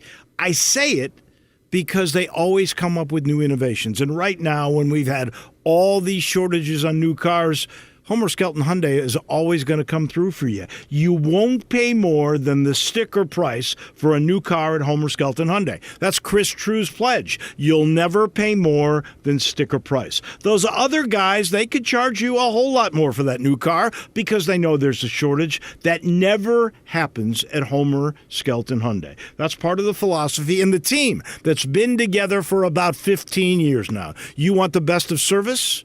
You want the best of products? It's the combination and the trust you'll always get from the best guys around. Homer Skelton Hyundai and Genesis of Olive Branch.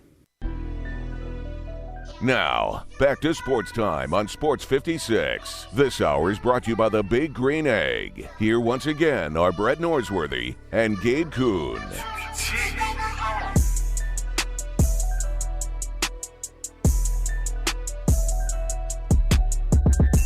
It is time for our final visit of the year with our bracket man, Shelby Mast, at BracketWag, W-A-G, on Twitter. Shelby, how's it going? Hey, Shelby. Going good. How about you guys? Going great, Shelby. When we start visiting with you, usually right around the Super Bowl, we got this later Super Bowl now that I think hurts college basketball getting the spotlight on it. But we start visiting with you, and we're diving into the numbers and net and bracketology, and you do it so well for USA Today. It's your great, matter of fact, easy to read, easy to understand site, bracketwag.com. And then we get our brackets on Selection Sunday, and we fill them out into that Monday and Tuesday. Shelby, I have never had a worse looking bracket in my life than mine this year. I mean, I was not even over 500. I bet mine's worse. I don't have anybody left in the Final Four. I mean, that we can't blame all of that on St. Peter's, can we? No, we can't. It was the favorites were supposed to be there.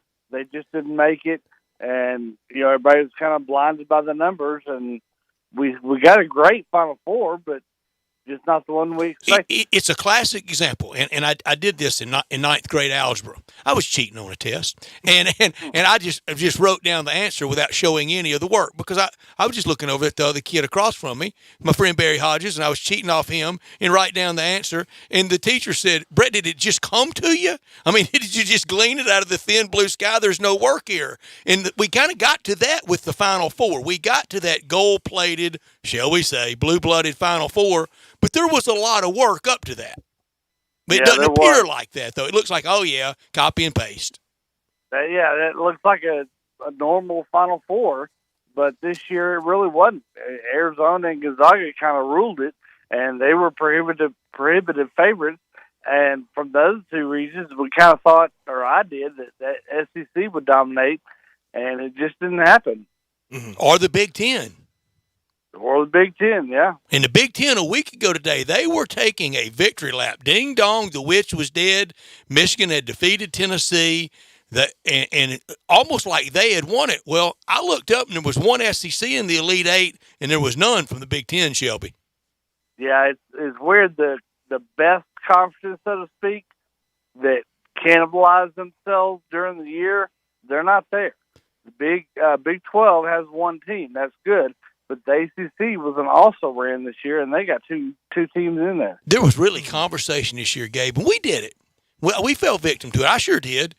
We were talking about the ACC like it was some Humpty league. Now they got two in the Final Four. To be fair, it wasn't good during the year. It just wasn't. It wasn't. It wasn't good out of conference either. No, it wasn't. And the talk all year was how bad they were, and it was deserved. They didn't show that they were a solid conference, but when tournament time kicked in, they did show it. You know what I got to say, and sorry I have to put you through this, Shelby, but Brett is mad at me for filling out a couple of brackets, but he's talking about cheating on tests in this conversation. Well, I did. I mean, come on. Come on. Grade algebra, man. I don't care. Once a cheater, always a cheater. So you said you don't have any of your Final Four left. So where'd you have Kansas sort of falling out? Because Kansas, to this point, looking at their road, they had one of the simplest roads you could possibly And they turned had. it on second half yesterday. Well, I had them losing to Iowa in the Sweet 16, who was doing so well. Iowa got a lot of people. Iowa may be number one blame gamer after St. Peter's for bracket wreckage. Yeah, that one got me early on in Kentucky. It was just like two teams going far the first day or first 2 days of the tournament. You're not going to recover from that. But Shelby, I closed this show Friday night talking about this tournament every year. It's like the old jukebox. Just throw a quarter in it, and it plays the hit. This weekend, the Friday night games were. Saturday games, not that great. Sunday's games weren't that great. But by and large, this is always – it always overperforms, doesn't it, this tournament? Yeah, I think so. I mean, I feel every year by Championship Monday that there's teams that I wish had gone further or maybe lost sooner, but overall it's a solid tournament, and I'll feel that way Monday again. I hope Saturday and Monday can live up to what it should.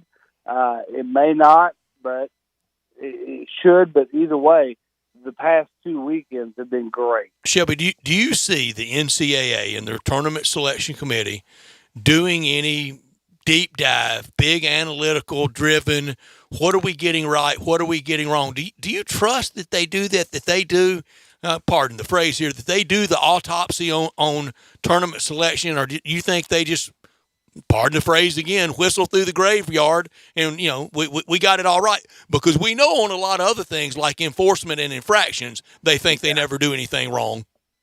Right. I don't think that they do go back and look at it. Nor do I think they necessarily should, because the tournament is based on how you did during the regular season, and you seed those teams 1 through 68. It's not based on how you might do at the tournament or past performance or anything like that. It's from that season only, and then put them in there and see how it comes out. You are a Duke Blue Devil fan. It never skews your ranking because usually they're up there 1-2, and it's kind of hard to argue with. I guess the only thing through the years you could quibble with Duke is sometimes as a little bit of a lesser seed, they get the cozy pod early pod site for their fans to go to, but it's also a money-making venture for the NCAA. We know that the story this weekend, if people don't want to hear the Mike Krzyzewski story, I would say don't turn on TBS on Saturday or next Monday night, because it's going to be a lot of that, and it's deserving.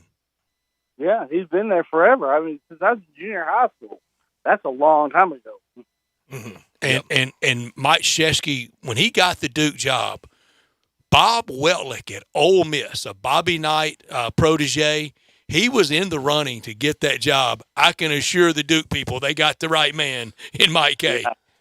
Yeah, I think so. He has been a phenomenal ambassador for basketball, for the school, and for America in the Olympics. Sure has. His work with USA basketball may be his finest hour. Guys, we should have known. We should have known that North Carolina and Duke were going to meet in the Final Four. It had to be this way, right? I love it. It had to be that way. I mean, Saturday night's TV rating's going to be boffo. Yes. I mean, I love it. Yeah. Love it for this sport and for that rivalry that sometimes we kind of get a bucket full, but it usually lives up to it. Right. It usually does, and this week is going to age all the fans for North Carolina and Duke by about 10 years. Now, Shelby, when are we going to get our first way too soon 2023 bracket at bracketwag.com? Around 4th of July? No, I hope to have it done by end of April. Oh, we got one coming soon. Okay. I love it. My goal. I love it. Very good, Shelby. We have loved visiting with you, and we like your style, and you've been good to us through the years, and we appreciate it and enjoy the basketball. And if something breaks over the summer, we get one of those early bracket releases, we may be checking with you. We probably will be. All right, sounds good, guys. Thanks for having me. Appreciate you. Love having Shelby on at bracketwag.com and bracketwag.com. Really good website. Just seriously, and I know that I will visit. I will be one of the few that visits at the end of April. I'll say that much. I like some of the early peek aheads. They're meaningless. The only bracket that matters is the Sunday selection committee. Right. But we like it to kind of see where the pecking order stands. Yeah, to see where we get into November and Thanksgiving weekend. People are next being year. rated. Where people are being rated. Now, the Final Four matchups to me are. I did not expect North Carolina to come this far. I really didn't. Hubert Davis, halfway through the year, we were talking about all of the different player-turned-coaches. Hubert Davis was in that conversation. Patrick Ewing, Penny Hardaway, of course, in that conversation. But Juwan Howard as well, all struggling. But Hubert Davis, what he sort of persevered through this year to get to this point has been unbelievable. And they've been a good offensive team all year. But the one thing I have noticed through this run is defensively they've stepped it up. They've stepped it up, and they've gotten great point and post play in this tournament. They've had pretty good wing play. They've had a steady defense, and you can always count on that. It never takes a day off. We know that. And for Hubert Davis to pull a Bill Guthridge in his first year after waiting all that time, he goes to a Final Four, doesn't win it the year after he takes over for Dean Smith. And Hubert Davis now – and he will have the toughest turnaround maybe in the history of sport, Gabe, if he wins about 10 o'clock Saturday night. If he beats Mike Krzyzewski for a second time, gets a win over him at Cameron, gets a win over him in the national semis, he's got to get his guys out of the clouds. Men, we're playing for the national championship in 46 hours. The Duke game feels like a national championship. It does to them at this point. But you're not going to hang any banner for beating Krzyzewski in his last game at Cameron.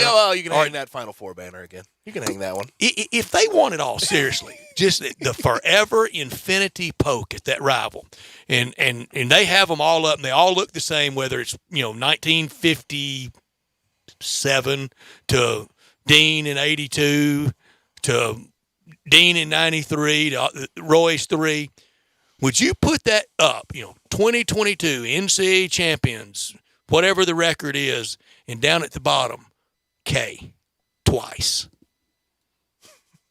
You put an asterisk on it and beat Coach K twice. No, just K twice. Just something K to pick times at them. 2. Just something to pick at Duke. K in Cameron, K in the semis. Just something. Would you? That was speaking of petty. Would you ever be that petty? But that game, though, looking back at it, was sort of a warning sign of what North Carolina could possibly do. Well, it was a watershed game. Mm-hmm. It was. It showed, and they pounded them. That wasn't close. Yeah, and Duke on the other side. They played really well in that game against Arkansas, but they Arkansas, did. They made it look easy against the Razorbacks. And Razorbacks had a good year. They had a great year. Arkansas wasn't. They weren't quite themselves in that game, and that's part of Duke just had more. Duke was better. JD Notae just. Whenever he shot under about 50%, whenever he didn't look all that well, when he turned the ball over a few times, you knew there was going to be a struggle. Do you ever look in post-game statistics? You ever look at the spray chart, the shot chart from where? Occasionally. Go back and look at that one for Duke, and their made buckets right around the rack. Right. It was classic basketball. If you can try it from 10 feet, why in the heck try it from 15? And you talk about Paolo, you talk about Griffin, you talk Roach. about all these guys. Mark Williams is the guy for me. Mark Williams has been the factor you all season. He's been the factor, though, in this tournament, particularly. If Duke wins it all, who is the MOP a week from tonight after one shiny moment's played? Who is it? Is it Paolo or is it Williams? Paolo. And part of that's, one, he's their biggest factor on offense, on the offensive end. He's the guy. Who is it for North Carolina? And he also racks up stats too. Mm-hmm. Paolo. He does. For North Carolina, that's an interesting one. I would say Baycott because he's played well, but he has. Well, we know who it'd lulls. be for Villanova. Caleb Love could be that guy, maybe. We know who it'd be for Villanova. It'll be Gillespie because Truly. Doesn't he look just like Ryan Arcidiacono and just like Dante DiVincenzo? They look the same. That's their two previous MOPs. Same guy. Okay, he doesn't look like Ed Pinckney in '85, but he looks like those other two guys. I know they still have him on the floor. It's going to be really tough for them to beat KU without Justin Moore.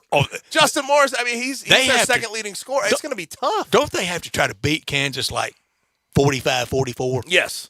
And it's hard to do that. Halls versus Ripley. There's a lot of guys on the floor for Kansas, and this is why I picked them to win the national championship. Betting wise, not on my bracket. You know, I'm confused, Brian. I mean, it's just too much. It just seems every time someone asks him about his bracket, there's a new team in there. Hey, but he cheats on his 9th grade math test. Ain't nothing wrong with that. Oh, really? Is that right? You know what? I just want to see everybody succeed. Hold this to my name. Yeah. And, the text line might blow up and call me a nerd or a dork. Never cheated in school Nerd. once. Not once in my life. College? Cheated in every grade. Never. Wow. Not once. Not one. Wait, you're still in. You should probably tread lightly there, brother. Come on now. You can't be talking about I didn't say I did. I just called you a nerd. Okay. All right. The go-to place to sell any vehicle, they won't cheat you either. The go-to place to sell any vehicle for some crazy good money and get your check today is in Olive Branch at All-Star Chevrolet. And you don't have to buy one of All-Star's cars or trucks. Just bring it on, even if you owe money on it. But if you're ready to go truck shopping, the place to be is All-Star Chevrolet. Go down Highway 78, first exit into Mississippi, Kraft Goodman Road. Take that exit, and there you are at All-Star Chevrolet. Ask for Kevin or Jeff, and they'll show you all the new Silverados and more on the way. 0 interest available. Your good credit, well, it deserves that, and you'll get it at All-Star. Plus $1,000. That's 10 $100 bills back, accessory allowance. 5 more Hunskies back in bonus cash. Seriously, these will go fast, so try to get down there today. Get down there this week at the latest. Pre-order whatever you want. All-Star Chevy loaded with certified pre-owned Chevys. Lots of certified pre-owned Chevys. If you want to shop the best pre-owned vehicles, go to allstarautogroup.com and find the one you want. Come drive one today. Drive them all. Remember, it's not South Haven, not the Pike, not Collierville or the Mount Moriah. It's got to be Olive Branch. Find new roads to All-Star Chevrolet or go to allstarautogroup.com.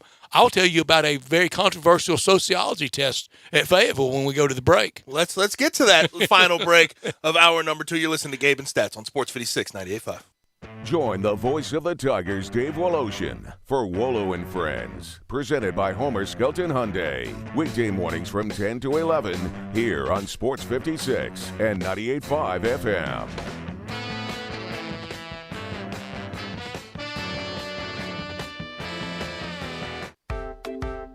Yes, it's still winter. Yes, it's still cold outside. But Family Leisure wants you to start thinking towards spring and maybe even summer. So Family Leisure's pool and patio sale is happening right now. Come to Family Leisure to get started on your outdoor living space. Yes, I know it's cold and dreary outside, but this is the perfect time to think ahead. Pools are in stock and ready to go. Brand new 2022 patio furniture is hitting the floor each and every day. In-stock hot tubs are ready for delivery. You can get fantastic deals on play gyms, trampolines, grills, and outdoor kitchens. I know you are already looking forward to spring and summer, and so does Family Leisure. But if you sit on the couch too long, the best deals will be gone. So don't wait until it's too late. Stop thinking about spring and summer. Start planning for it. The pool and patio sale is in season right now. Family Leisure, 2120 Whitten Road. That's Whitten at I-40, where family and fun all come together. Get in the swing of things. Grab your friends, your clients, your employees, and go enjoy everything you love about Topgolf in a luxury suite while at Memphis' only Topgolf Swing Suite at Erling Jensen's Small Bites. Topgolf Swing Suite is an immersive social experience offering guests a luxury private lounge to enjoy Erling Jensen's extraordinary food and beverage service, all while playing a selection of games in a one-of-a-kind simulation day. Topgolf Swing Suites are great for work outings, celebrations, or just getting together. It's fun for the whole family. It's fun for golfers and non-golfers alike. They have more than just golf. They have soccer, baseball, zombie dodgeball, football, and more. Located at 5069 Sanderlin, adjacent to the Doubletree East Memphis. Check us out at SwingSuiteMemphis.com or call us at 901-58-SWING. Again, that's 901-58-SWING at Memphis' only Topgolf Swing Suite at Erling Jensen's Small Bites. Book your suite today. Oh, Jeff Allen, what's shaking over there at Gossett Kia South on Mount Moriah? The walls are shaking because the deals are phenomenal on Mount Moriah. Check this out, Randy. You can take your pick from a 2022 Kia Soul LX or a 2022 Kia LXS. We got it for $199 for a 36-month lease, $27.99 due at signing. Hey, Jeff, what do you got in an SUV? A Venture Ready over here with the 2022 Kia Sorento LX, $299 for 36-month lease and $39.99 due at signing. And every Gossett Kia comes equipped with a 10-year, 100,000-mile powertrain limited warranty. So whether you live in Horn Lake, South Haven, Olive Branch, or Memphis, you'll be happy at Gossett Kia Mount Moriah. Or online, KiaMountMoriah.com. 36-month leases, $650 acquisition fee, $30,000 per year, 20 cents excess mileage, sold in 7/18/2252, MSRP $20,960. Forte, NE 461,574, MSRP $20,770. Sorrento, $899,0199, MSRP $32,120, includes all rebates and incentives, $695 PF. Must finance through Kia, excludes tax, title, and license. See dealer for complete details. Offer valid through 4/4/2022 with approved credit, dealer stock only. If you want to make money in sales, Flynn Broadcasting wants you. If you can sell, Flynn Broadcasting has a great career waiting for you. If you can sell, we have great benefits, salary, commission, sales leads, and a great place to work. If you can sell, let us know today. Send your resume to jobs@flynn.com. Can everyone sell? No. But if you can, Flynn Broadcasting wants you. Apply today at jobs@flynn.com. Start your great career today at jobs@flynn.com. Flynn Broadcasting wants you. Now, back to Sports Time on Sports 56. This hour is brought to you by the Big Green Egg. Here once again are Brett Norsworthy and Gabe Kuhn. All right, so are we going to approach the conversation about Will Smith last night at the Oscars? Smacked the goofy out of Chris Rock. I've never watched the Oscars, but wow, what a night! I've never seen anything like it. Now I asked y'all earlier. I don't know of his wife. She's a star. So Jada Pinkett Smith, obviously. She has autoimmune disorder. She has alopecia, and she's lost her hair. Can I explain this for my bald head? You can't. Go for it. Is that you know what? Is that it, Brian? Sure. You're not buying. I'm not a doctor. Okay. If you want to, Brett. Are you a biologist? I'm neither. But either way, Chris Rock made a joke, a G.I. Jane joke, about Jada Pinkett Smith losing her hair due to alopecia. And now what's Will Smith, the G.I. Jane connection? Correct me if I'm wrong. G.I. Jane.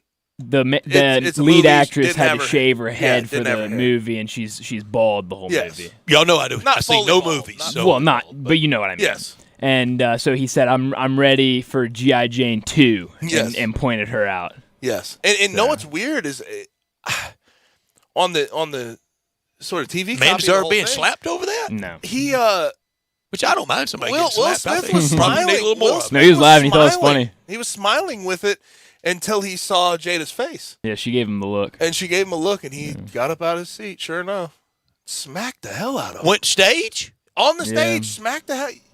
We got to get it. We got to show Brett this. Speaking of stage, what do I got to say to you guys to get you to come over here and smack me? Not much. There's nothing. There's not anything I'm gonna do to slap you.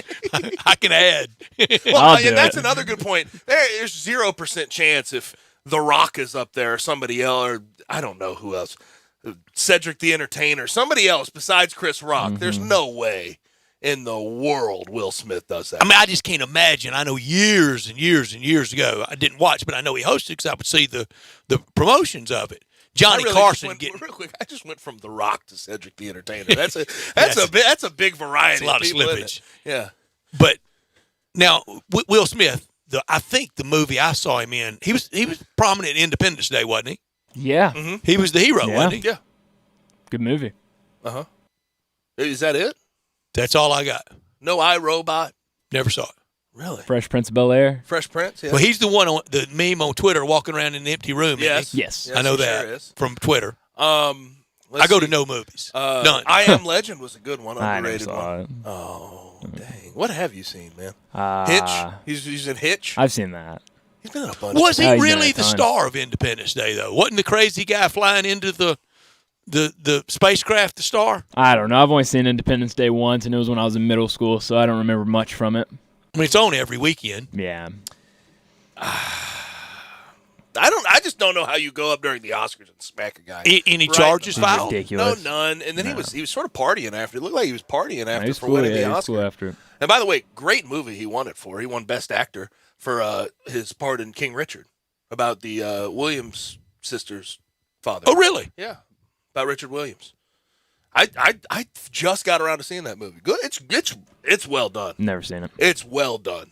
Richard Williams right there with Earl Woods in making sure they were stars. Yeah, the whole wrote a plan before they were born thing, that's a little bizarre to me, but it worked out. There's no question about it. Earl Woods had Tiger out there. No, I three. get that. And I, Gabe, have you thought about what Thursday afternoon story about be Richard like Williams? Richard Williams was a little less risque than Earl, right? Have you thought about what next Thursday is going to be like for me?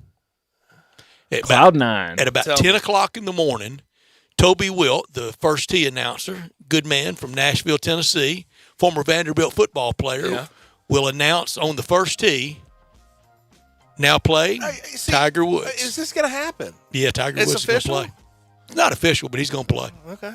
Tiger Woods, about 10 o'clock next Thursday morning, will tee off at Augusta. Does he make the cut? Does that matter? And at about 3:15 that afternoon at Busch Stadium in St. Louis, Missouri, John Hewlin will announce now batting number 5, Albert Pujols. Oh, right after all the horses go around, the Clydesdales go around. Next Thursday for me could be the big bring me on to my sports reward.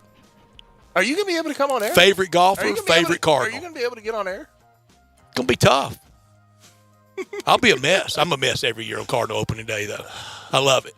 Luckily, they get the Pirates to open it all up, right? That's a win. That's a win. But Albert, I had a feeling it would happen. They weren't going to get Schwarber. They weren't going to get Jock Peterson. Go for it. How many games? Okay, over under. Let's say over under. Oh, what's a good over under to set? Let's go over under 80 games this year. Oh, way over. Way over. Way over. Under.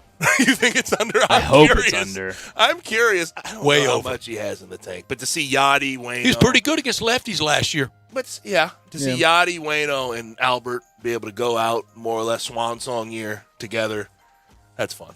That's fun. That'll do it for hour number 2. Hour number 3 on the way, and we're going to open it up, and we want your participation. 901-360-8255, the AutoZone listener line. Get in the zone, AutoZone. We're going to talk about the Tigers, the NCAA, the IARP, and the notice of allegations that they just received right here on Sports 56 98.5.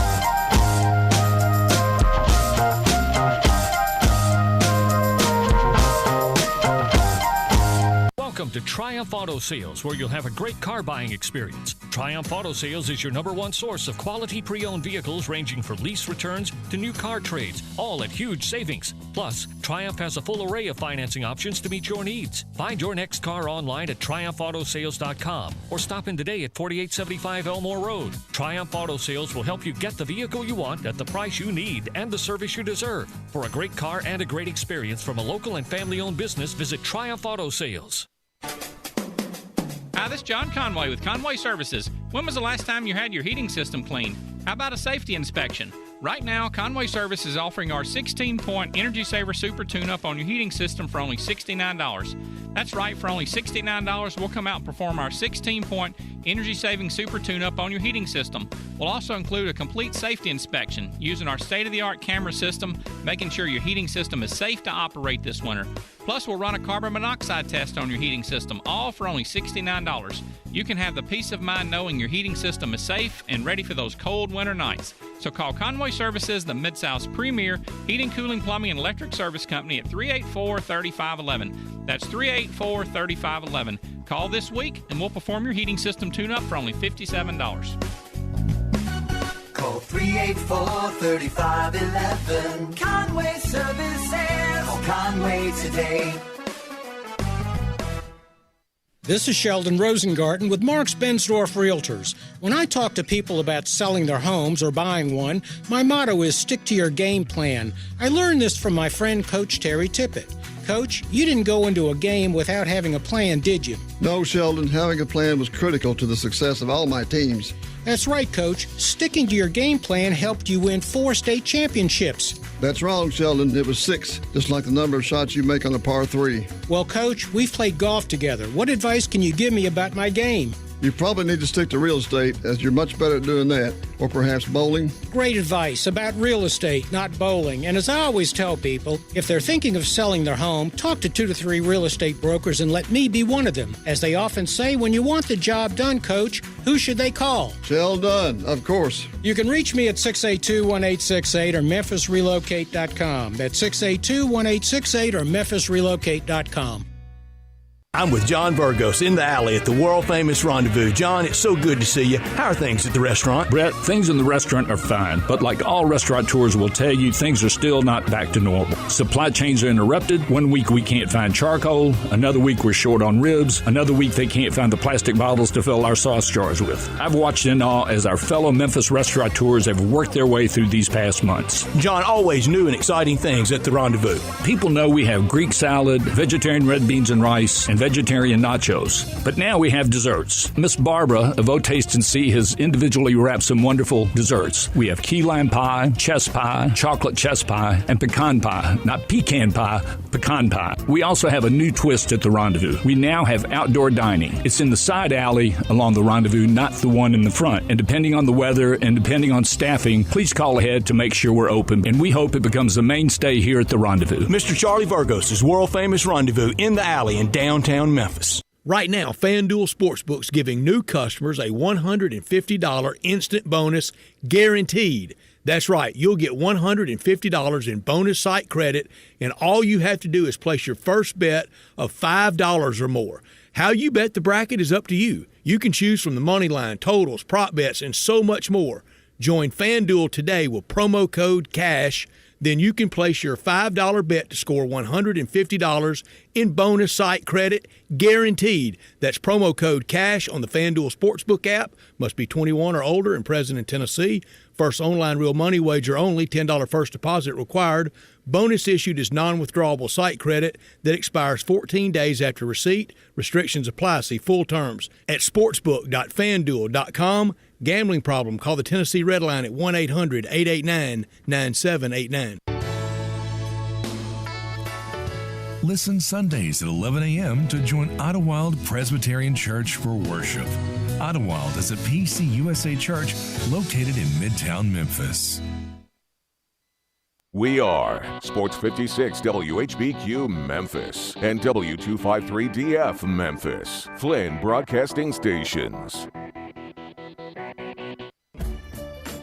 Now, back to Sports Time on Sports 56. This hour is brought to you by DeSoto Auto Sales. Here once again are Brett Norsworthy and Gabe Kuhn. Get in the zone at the AutoZone text and telephone line 901-360-8255. We want your input at the AutoZone text and phone line. Brett Norsworthy here for FanDuel. In FanDuel Sportsbook, NBA same-game parlays give you the chance to turn a little bet into a big payday. Choose any NBA game and combine multiple bets like the amount of three-pointers made, who the leading scorer will be, and more into one wager for bigger wins tonight. Grizzlies lay the points. Grizzlies on the over, and I love Desmond Bane to have the most points scored tonight. Winnings get paid fast. Make the midseason feel like the playoffs when you bet at FanDuel Sportsbook. It's a top-rated, easy-to-use, safe and secure app. Plus, if you're a new customer, you can bet $5 and get $150 in site credit, instantly guaranteed. Download the FanDuel Sportsbook app and sign up using promo code CASH to bet the NBA today. That's promo code CASH exclusively on FanDuel Sportsbook, an official sports betting partner of the NBA. Must be 21 or older and present in Tennessee. First online real money wager only, $10 first deposit required. Bonus issued is non-withdrawable site credit that expires 14 days after receipt. Restrictions do apply. See full terms at sportsbook.fanduel.com. Gambling problem? Call the Tennessee Red Line at 1-800-889-9789. This hour of our show brought to you every day by DeSoto Auto Sales at 5704 Goodman Road. They are very proud to serve DeSoto County and the surrounding area. Go online to DeSotoAutoSales.com and look at all the beautiful cars And look at all the referrals from very pleased repeat customers. 662-890-7184. All the cars test driven, all checked out thoroughly, bumper to bumper, head to toe, unlimited inventory. Every make, every model. If it's not on the lot, they'll go out and find that special car just to suit you. You'll be treated like family by kind, courteous employees, laid-back atmosphere, no high-pressure sales, down-home environment that cares about your time and wants you to enjoy the ultimate car experience. They know we live in a world today that time really matters. That's why you find the car you want, credit approved, paperwork completed, you're out of there in 45 minutes or less, in time to do it over your busy lunch hour or like right now, immediately after work. It's that simple at DeSoto Auto Sales. Check out the referrals at DeSotoAutoSales.com. 662-890-7184. Come on down to DeSoto County to DeSoto Auto Sales for that town and country experience. Now, as far as the Tigers, before we get into the notice of allegations, mentioned it at the top of the show, Cody Toppert gone to LSU, so he'll be off the bench. We'll see what happens with Larry Brown, but Larry Brown, we know, advanced age, could get to him, and he may move on. Jalen Duren, most likely gone. Josh Minot has already announced that. What do you think of that move, by the way, by him? I don't mind it. He'll get picked somewhere. Don't mind it. And if he doesn't, I think he shows up somewhere next year, really name brand, UCLA, Kentucky, right, to try to help them. And now, and we went over the roster, and Bryant really did a good job on that last week. Did a good job all week, always does, but really knows that roster well. And I think now with this, we were slight lean to go for Lester Quinones. Now with this, all the slight leans are heavy. Get the heck out of Dodge. Landers Nolly, even before sort of there was that thought of him leaving this one, probably out. Lester Quinones, you mentioned. But Josh Minot, I looked at NBADraft.net. He's the type of guy, like, for next year's draft, they list top 15 guy, lottery guy. Arkansas's got a top 10 guy for next year, Nick Smith, a senior in high school. But this year, I just do have questions about where exactly he'd fall. Maybe late, I don't know. Maybe late first round? Maybe. Just off pure projection? I think more second round if he's going to get Gabe, I go back to a text. We were texting back and forth on how to treat the super-duper big donor exhibition game, practice game that they have every year. In the teeth of football. And I said, how do you want to treat it tomorrow? And you texted back to me. They're great. They're going to have a great year. They can run. They can jump. What of it? We get it. And that was kind of Josh Minot. We get it. He can run and he can jump. What else can he do, though? In those type of games you're talking about, though, it reminds me of the pro day.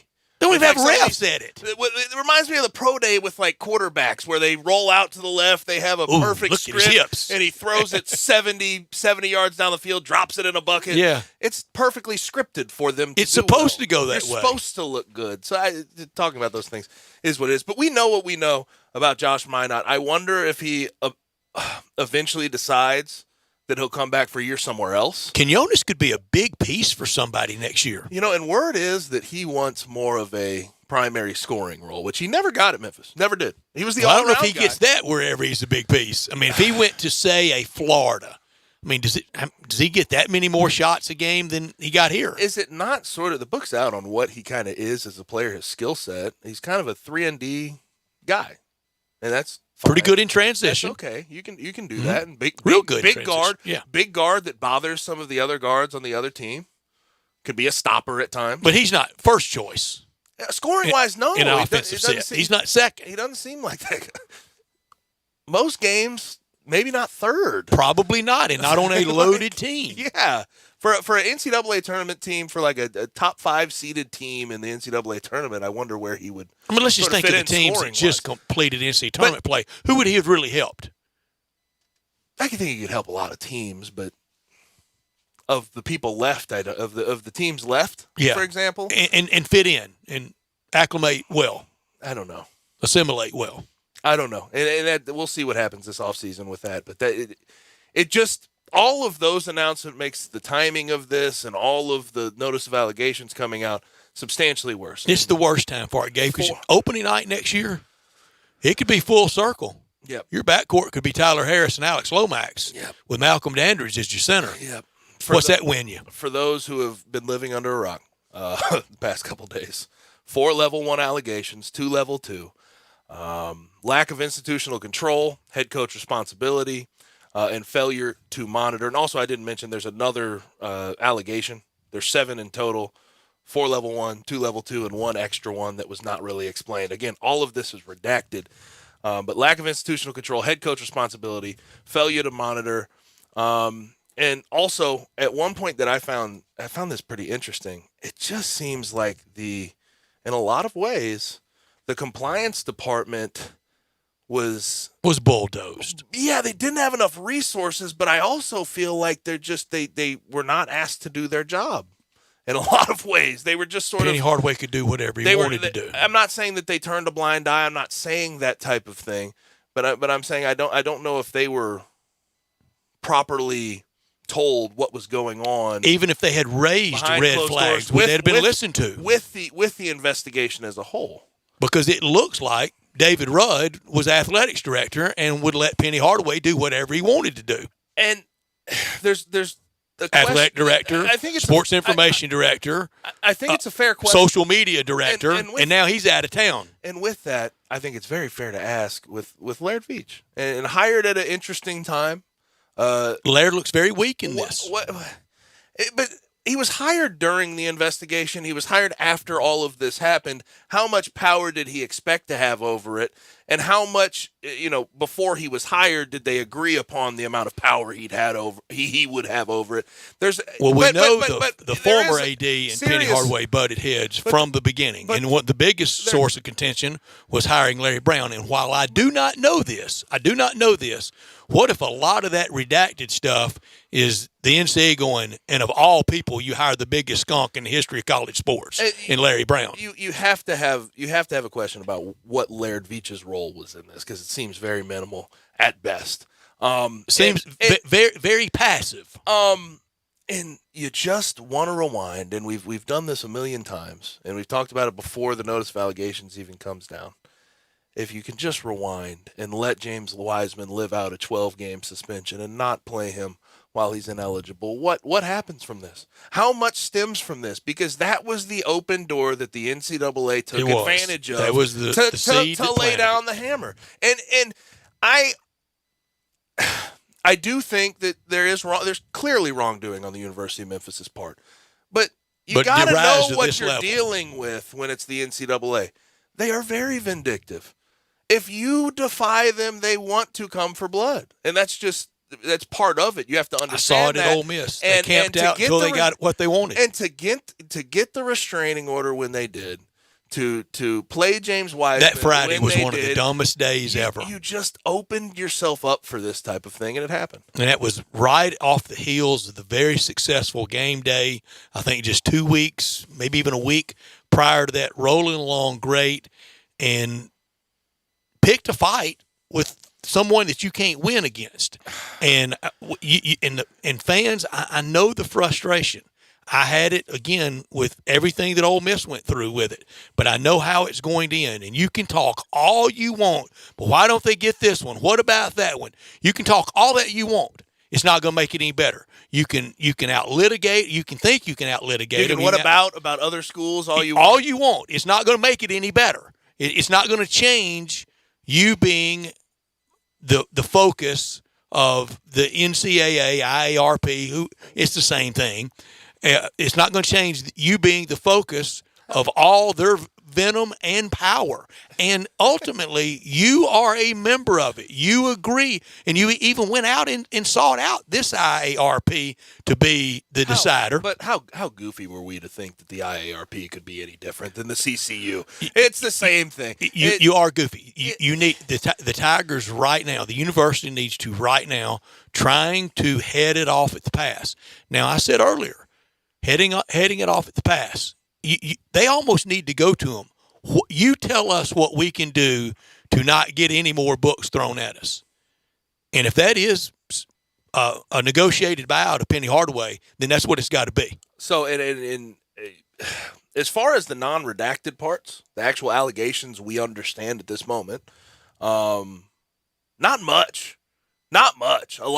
Most of it's redacted. You have Penny Hardaway, James Wiseman recruitment. And that's the university releasing what they wanted to release. That's almost certainly part of it. Mm-hmm. And then the other part was they discovered a wiped hard drive from Mike Miller's computer. And you hear a lot of people say, well, why? Well, he was done with the university. Why do they need to keep that information around? They keep information from when computers first were invented. They do. Okay, they have information from all the way back. To delete something like that, to wipe it completely, there is something there it's not. Yeah, it's pretty brazen. It's not a not guilty thing. That's a guilty thing to do, to wipe a complete hard drive. And if it's not guilty, it looks guilty. Yes, exactly. And now, I know a lot of fans going, why are they bringing up 86 and 89 and 2009?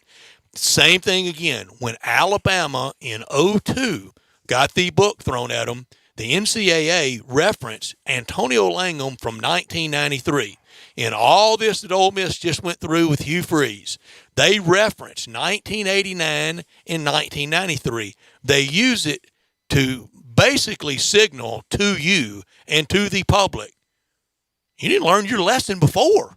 Which I think is a brazen, unfair, vindictive way of looking at things, considering that in a lot of these cases, when you date back to 1986, it's completely different people at the top. It's not germane. It's not fair. But it is showing that we have dealt with you before and you didn't learn anything.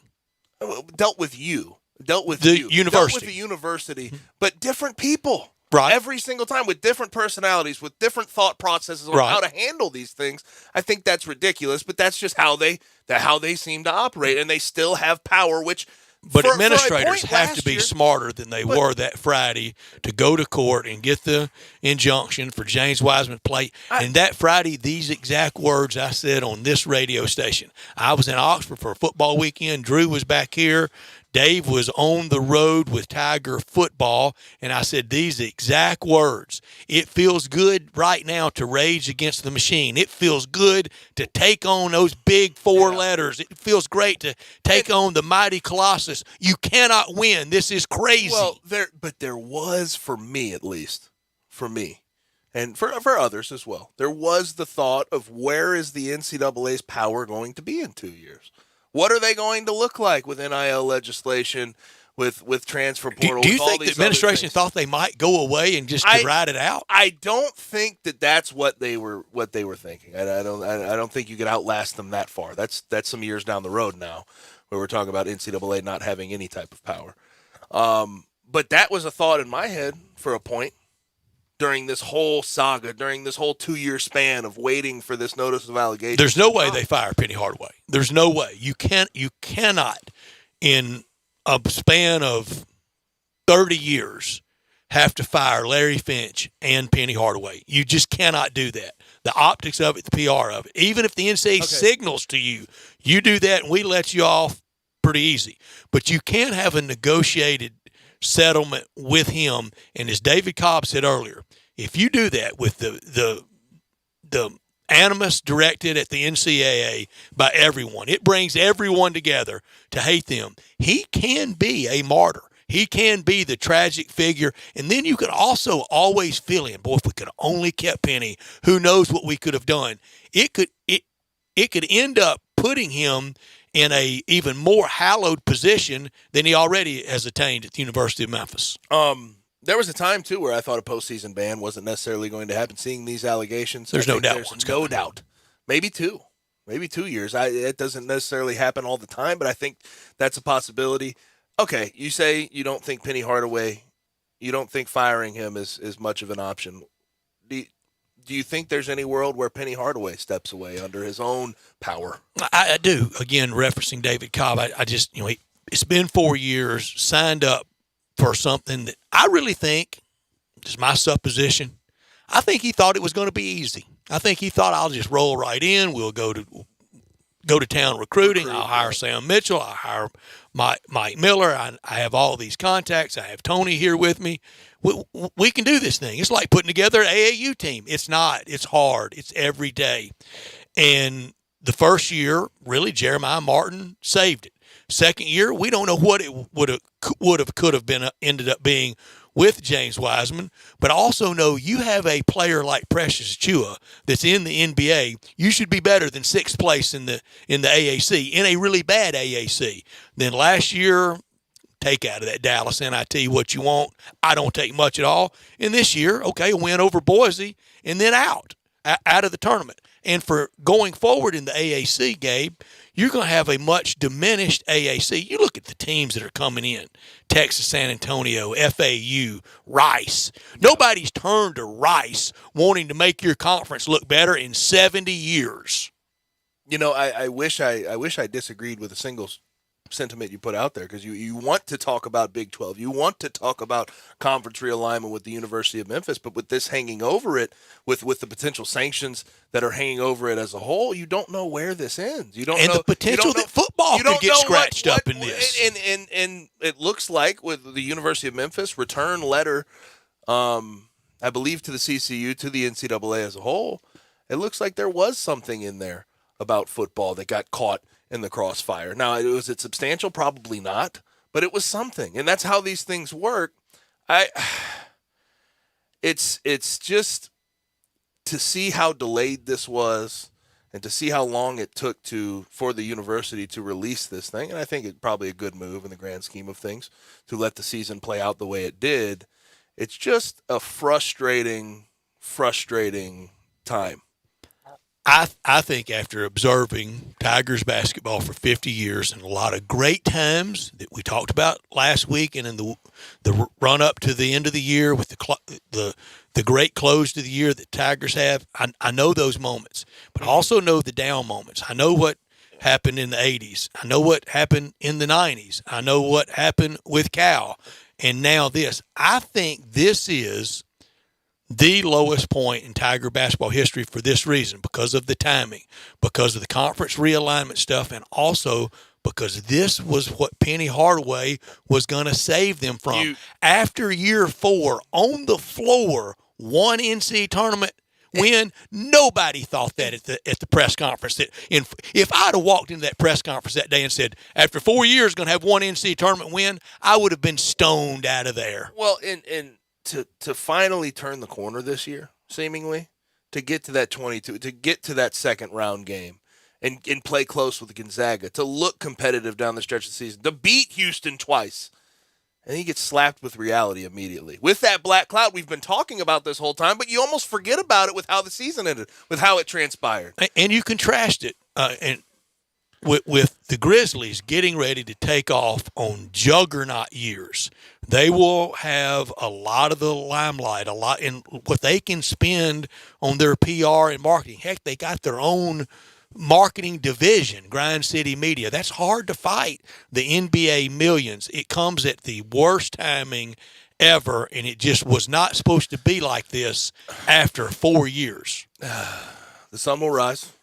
They'll figure it out. You work through these things. There's going to be issues. We had a lively text exchange over the weekend. You texted me, this too shall pass. It will. It will. But the carnage leading up to this, and most of it, so very avoidable, so very self-inflicted wounds. You just going back, if you didn't play James Wiseman, you wonder how much comes out of it. Something would come out of it, I'm sure, because of how he ended up ineligible. Gabe, the whole hiring of Penny Hardaway has to be questioned now. But was he ready for this kind of job? When people asked that then, when people speculated about that before the hire was made, we were talking more on the floor. But did he really understand the nuance of, you've got to work with a compliance department. You've got to work with legal. There's a lot more to this than going out on that stage at Memphis Madness and spreading your arms like you're Penny of Nazareth. Mm-hmm. You got to keep people happy. And he learned that he's learned that through his 4 years about, you brought in the recruits. How do they gel together? There's just so many different levels. And look, you could question that, but I go back to the beginning of this investigation and why it was triggered. Why was this investigation triggered? Because of James Wiseman. Why did you play James Wiseman? If you didn't play James Wiseman, would you have 4 level 1 allegations against you? My brain tells me no. And everybody in the world telling them, be careful with Larry Brown. I mean, he has a very checkered past, and Penny was determined to hire him on the first staff, and was rebuffed by an athletics director that would not give him carte blanche, well, they bulldozed him. Now, let's go ahead and do this. We're going to go ahead and grab a break. We're going to come back, and we're going to discuss this. We're going to get to your texts as well. AutoZone listener line is open, 901-360-8255. We'll be right back. Stick with us.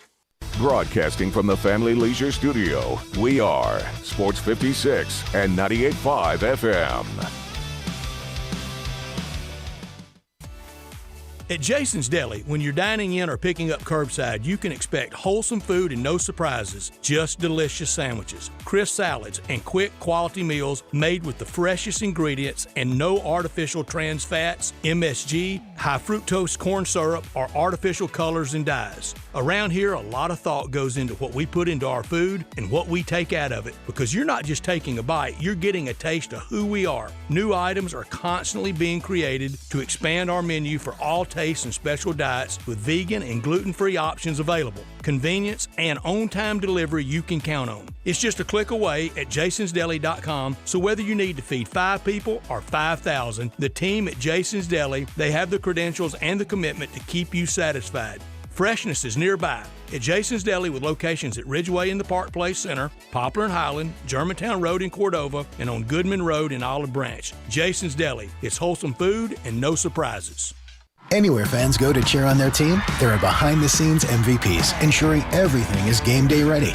We see you, Joe, fixing seats so every fan can enjoy every game. And Allie, who keeps her stadium running smoothly from the moment the first game starts to the last play of the season. At Grainger, you're our MVPs, and we're always here for you with supplies and solutions for every industry and 24/7 customer support. Call, click Grainger.com, or just stop by. Grainger, for the ones who get it done. Nothing beats March Madness. The pure sound of a swish, the rattle of a slam dunk, the fans on their feet for the big moments. And the action just keeps getting better until a national champion is crowned. Hear all the action with Westwood One's exclusive coverage of this year's NCAA tournament, right here. Tournament action on Sports 56 is brought to you by A1 Towing, Slow Down Memphis, Rural Smith Realtor, and Civil Axe Throwing. Say there was a place, the perfect place for everything you need for tailgates and patios. Grills and chairs, charcoal and coolers. Everything to make a great game or a great day. That perfect place wouldn't be a warehouse. It's East Memphis Ace Hardware. Locally owned and operated at Quince and White Station, East Memphis Ace Hardware is where you'll find Benjamin Moore paints, local plants from local growers, and Black & Decker tools. Around the block, what you need in stock with people who know their tailgates. Welcome to East Memphis Ace Hardware, the home convenience store. Sure, this spot for Sweetgrass Next Door in Cooper Young could be all about March Madness. With all the high-def TVs all tuned to the games you want to watch, it would make sense to spend this whole time talking about enjoying college basketball at Sweetgrass Next Door. But there's so much more to the place. It would be a shame to dwell on just that. This is the perfect neighborhood bar with great food, great drinks, and most importantly, great people. If you want to go to some out-of-control chain to watch games, that's your choice. But if you want to be in a place where you'll feel comfortable and see the games, it's Sweetgrass Next Door in the heart of Cooper Young. That's the place for you.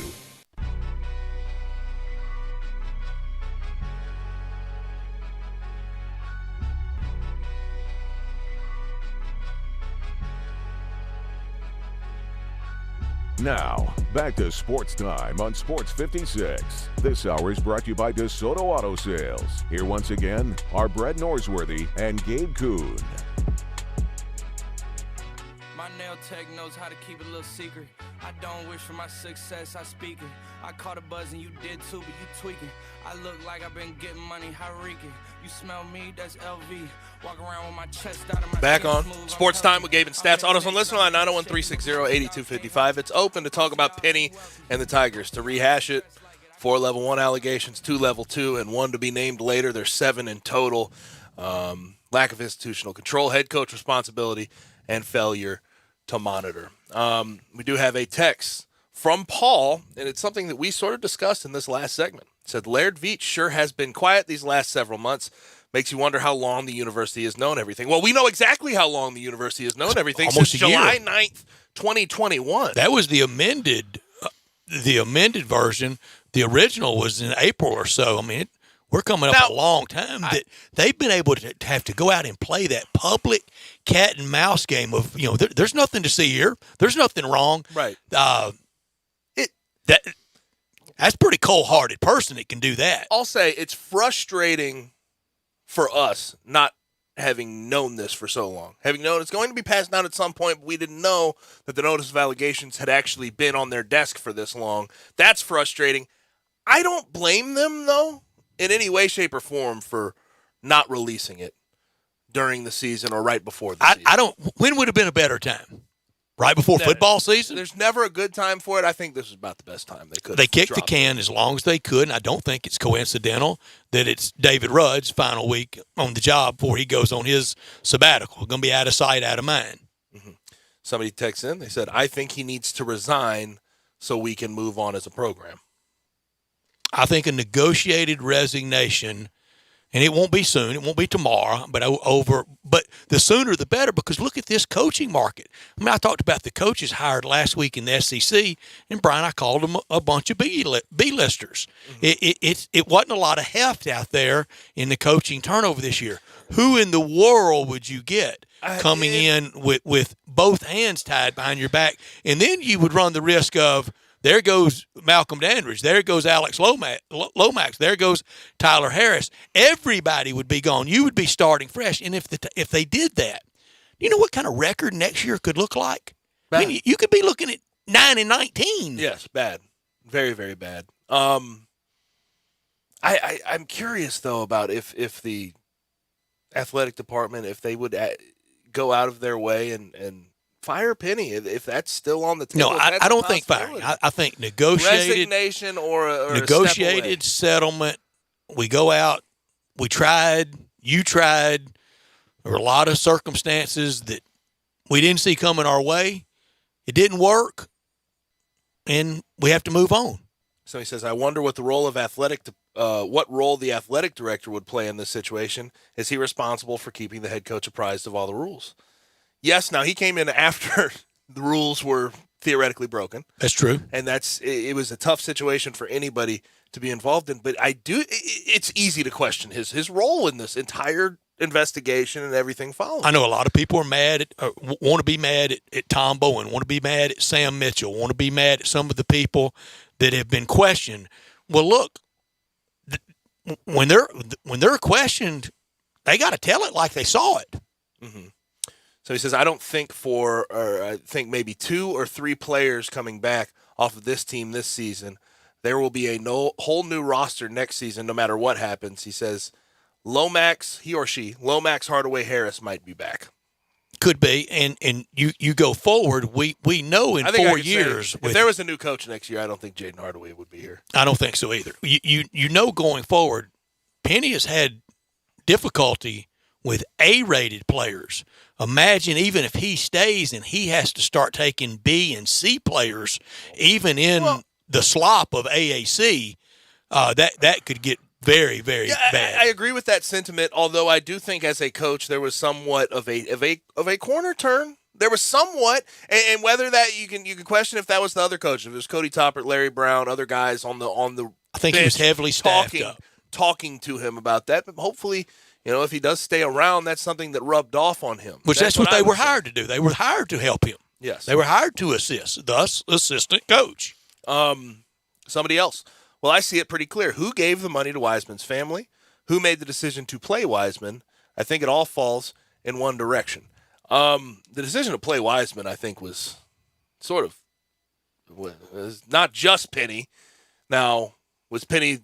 Rudd was out there leading that charge, too. That's what I was too. going to say. Was Penny the guy who actually had to play him in the end of the day? Yes, but I think and he Dr. loves Rudd, the Twitter when it's going well. I think Dr. Rudd had a lot to say about James Wiseman and fighting the NCAA the way they did, and I think that's most of the reason they find themselves in this predicament is fighting the NCAA. And at a lot of places, the academic types, the chancellor, the provost, the president, they are the ultimate. Victory has 1,000 fathers and defeats an orphan. They are the leader of that. When it's going well, they're wearing the Twitter machine out. When they're not, they go silent. I got a university to run. I can't run an athletics department. Somebody says, last text I'll read, go hire St. Peter's coach after you negotiate Penny's exit. St. Peter's coach is already headed to his alma mater. He ain't coming to Memphis. And how attractive is this job to anyone? I don't know who you'd have out there that you'd go knock on their door, give them a phone call. And Gabe, when we do the ultimate dissection of this, where do the coup plotters fall in? Where do the people, boosters, media that were out there wanting this, and there was one choice to be made? Because you know who you could have gotten when you hired Penny Hardaway? Eric Musselman would have crawled here from Nevada. Hindsight can be 20/20. I get that. I said it at the time. Tubby had to go, but is this the only choice? I don't think holding because that's a lot of people we're talking about. That's a big portion of the fan base, a big portion of media around here. That's a whole lot of people you're holding accountable for that decision. And at the end of the day, the university decided to make the decision they made. And I still have weird feelings about how it ended with Tubby Smith. I always will. Thought that was just and you had to get rid of him because of nobody was in the stands. I thought it was tough, though. Nobody was in the stands, and his effort was lacking. And I thought he was treated tough. I don't think he did not do well with the media either. It was reciprocated, to be fair. I don't think he was treated that well. I don't think he treated anybody all that well on the way out. I will always have weird feelings about how that ended. It's just, but to answer your question, I don't know. I mean, what do you think? How do you hold? Do we hold this against them for life, or do we just move on with our lives and see where Memphis basketball is here in the next few years? Well, not for life, but I think some that were so adamant for it should at least be a little more revealing that, hey, I missed. This wasn't such a good idea. Anybody think it was a good idea? I think a lot of now today it's different when you're looking at it through. Okay, signed a lot of 4 and 5 stars at that time, Brett, and even after the number 1 recruiting class, it would have been a different conversation. I think it was a fine swing to go try to do it, but looking at it through the lens we're looking at it now, it's tough to. It's a reason why it very rarely has been tried. Jerry Faust at Notre Dame football. I think Bob Wade to be the successor to Lefty Dressel at Maryland after the Lynn Bias death. I think he went straight high school. John Thompson may have gone straight high school to Georgetown 50 years ago, but in these times to go from East High School and a lot of those same media figures were saying East High School could beat the Tigers under Tubby Smith that year. Also, so weigh that in. Also, something worth mentioning: former Tiger players have not had a good go of it as coaches at the University of Memphis. Larry Porter situated well, and Larry Finch had his moments too. Penny had his moments as well, but it's been unceremonious at the end. And I don't know if this is the end for Penny. I can only assume or make speculation. I'm not going to speculate too hard about it because we're going to have to see how the University of Memphis handles it as a whole, but it has not been great. No, in some difficult years, nobody could see COVID coming, but even before that and after we got a little bit, when we're not really that removed, I can only think of 3, maybe 4 crowds that were really teeming, really, and they weren't impossible tickets. Tennessee, Ole Miss, Alabama, and the 2 Houstons. Or twice against Houston this year and maybe one more. It was just nobody there after the first year at the AAC tournament, and that's why they have now signed up forever with Dickies Arena, while suite sales, signage, some of that was drastically improved under Penny Hardaway. But actual impossible ticket most nights, and scan count's not lying. It's a contractual agreed to number, and it's just been most nights there hadn't been a lot of people there. Now 2 years really knocked into by COVID, a year and a half with sanctions that almost certainly coming down. If Penny Hardaway is no longer the coach at the University of Memphis, you wonder about fandom in this city. Behind the university, with people, outgoing teams in the the conference, you worry about fandom from the younger scheduling is going to be difficult, Gabe, because other teams next year aren't going to want to play you because it's almost going to be a throwaway game. But again, like I said, this will pass. But while you're in it, especially at the beginning where you are right now with it and trying to make sense of all the allegations. It's tough to see into the future. It's tough to see what it will look like here in 2 or 3 years. And I'll give Drew Barrett everlasting credit. He owned these airways always with voice. The biggest thing he was scared of is if it didn't end well. And if it didn't end well, you would have Penny Hardaway scratched up by this. Penny Hardaway. Yeah, he's always going to be. I mean, he's going to be a legend at the University of Memphis. Now, this is absolutely 100% a black mark. You can't avoid that part of it. And it's going to be remembered for better or worse. It's just, it's depressing. It's very depressing. But again, it'll pass. It'll pass. Let's go ahead and get to our final break of the show. When we come back, we'll get to Taco Bell Crunch Time. You have opinions? The knowledge that I have matters. We want to hear them. Call or text us on the AutoZone listener line at 360-8255. That's the AutoZone listener line at 901-360-8255. Get in the zone, AutoZone.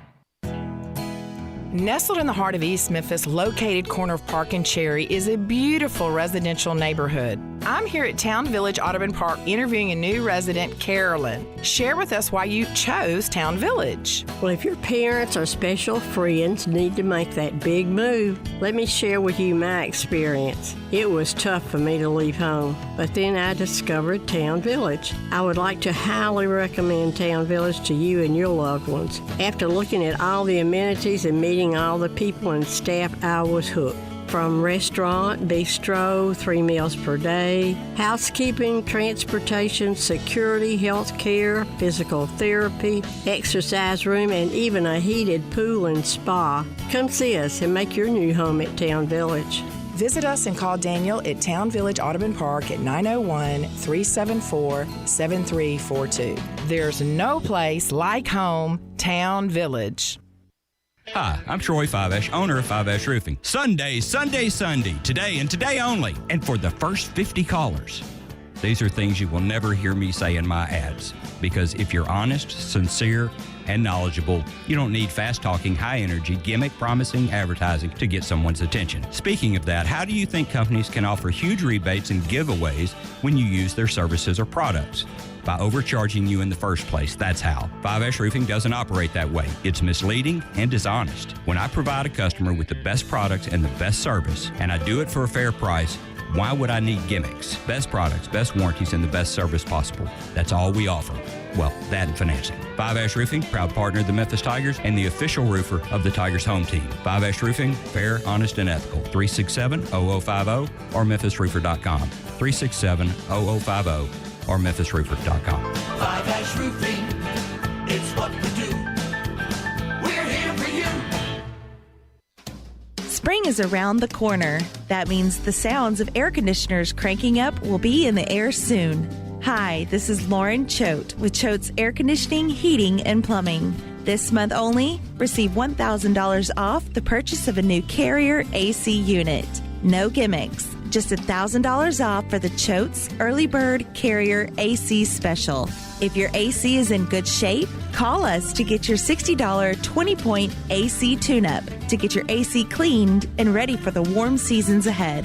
Choate's is here for all your cooling, heating, plumbing, air duct cleaning, and commercial needs. Call us today at 347-8086 to take advantage of these early bird specials. Or to schedule online, visit ChoatesHVAC.com. So turn to the experts with Choates. And remember, let our family serve your family. Get in the game, Mid-South. Coach Colin. And Coach Hunter here from DeSoto Auto Sales. We're maniacs for all this madness. But if we're going to catch all these games, we need your help. So we cooked up a 3-point plan to help you rebound from your old ride. 1. Pick any nicer, newer car on the lot. 2. Pass us your old ride. 3. We'll come in with the assist. And give you up to $3,000 more than Kelly Blue Book value. Based on the price of the car you pick. So if your old rod makes you feel second string, It's time for a rebound. because you could get up to $3,000 more than it's worth. Worried about fouls on your credit report? Our For the People credit approval process is a slam dunk. But hurry. This deal's done at the buzzer. I'm Colin. And I'm Hunter, and we're your dealers. For the people. See all the cars at DeSotoAutoSales.com. That's DeSotoAutoSales.com. Credit requires bank approval. Vehicle purchase price determines actual trade allowance. Negative equity may be refinanced. Kelley Blue Book is a registered trademark of the Kelley Blue Book Company Incorporated, which is not affiliated with DeSoto Auto Sales. Offer absolutely ends March 31st, 2022. There's an institution in East Memphis that I love talking about. It's the Spirit Shop at 4848 Poplar Avenue, right down the street from Clark Tower, and it looks like a log cabin. It's been around Memphis since 1969 with a family-owned, friendly, knowledgeable sales staff that is just a wonderful place to go. I love going in and talking wine or bourbons, and they've got such great selection. So if you've not visited the Spirit Shop in a while, it's been remodeled. You'll love what you see when you need spirits. Tell Eddie Wollo said hello.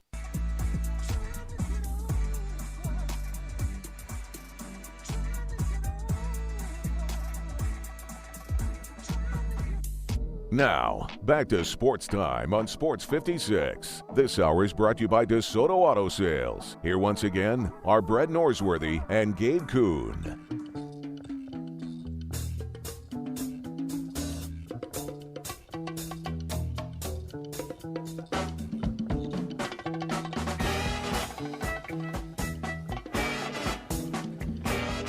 There are a million choices you could make, in this city especially. Capital of barbecue, capital of the pig, capital of the hog. But there's one place that does it better than anybody else, and you know it, Central Barbecue. Central Barbecue is absolutely fantastic. Smoke is their sauce, and they have 4 locations for you. Midtown is the OG. That's the one I frequent a whole lot right there on Central. Downtown by the Civil Rights Museum is also a good one. They have one on Summer as well. But the new one on Poplar, I've been in, stopped in a few times, gotten a couple meals. And it is state-of-the-art. It's nice. It's got everything you need right there on Poplar if you live closer to that one. But the options are endless. Sausage and cheese plate. Love to get that. The smoked hot wings. Dry. Fantastic. They're so good. You get the whole wings, and I know the wing prices are up right now, but if you're going to spend money on wings, those are good ones to go and get. I always get the pulled pork sandwich. Get the shoulder. Get it jumbo. Throw a little bit of slaw on top. Do what you need to do. But you need to go to Central Barbecue. And again, those locations. You got the one on Poplar, Summer, downtown by the Civil Rights Museum, and the OG in Midtown. Make sure you make it by Central Barbecue. Let's go ahead and get to Taco Bell Crunch Time.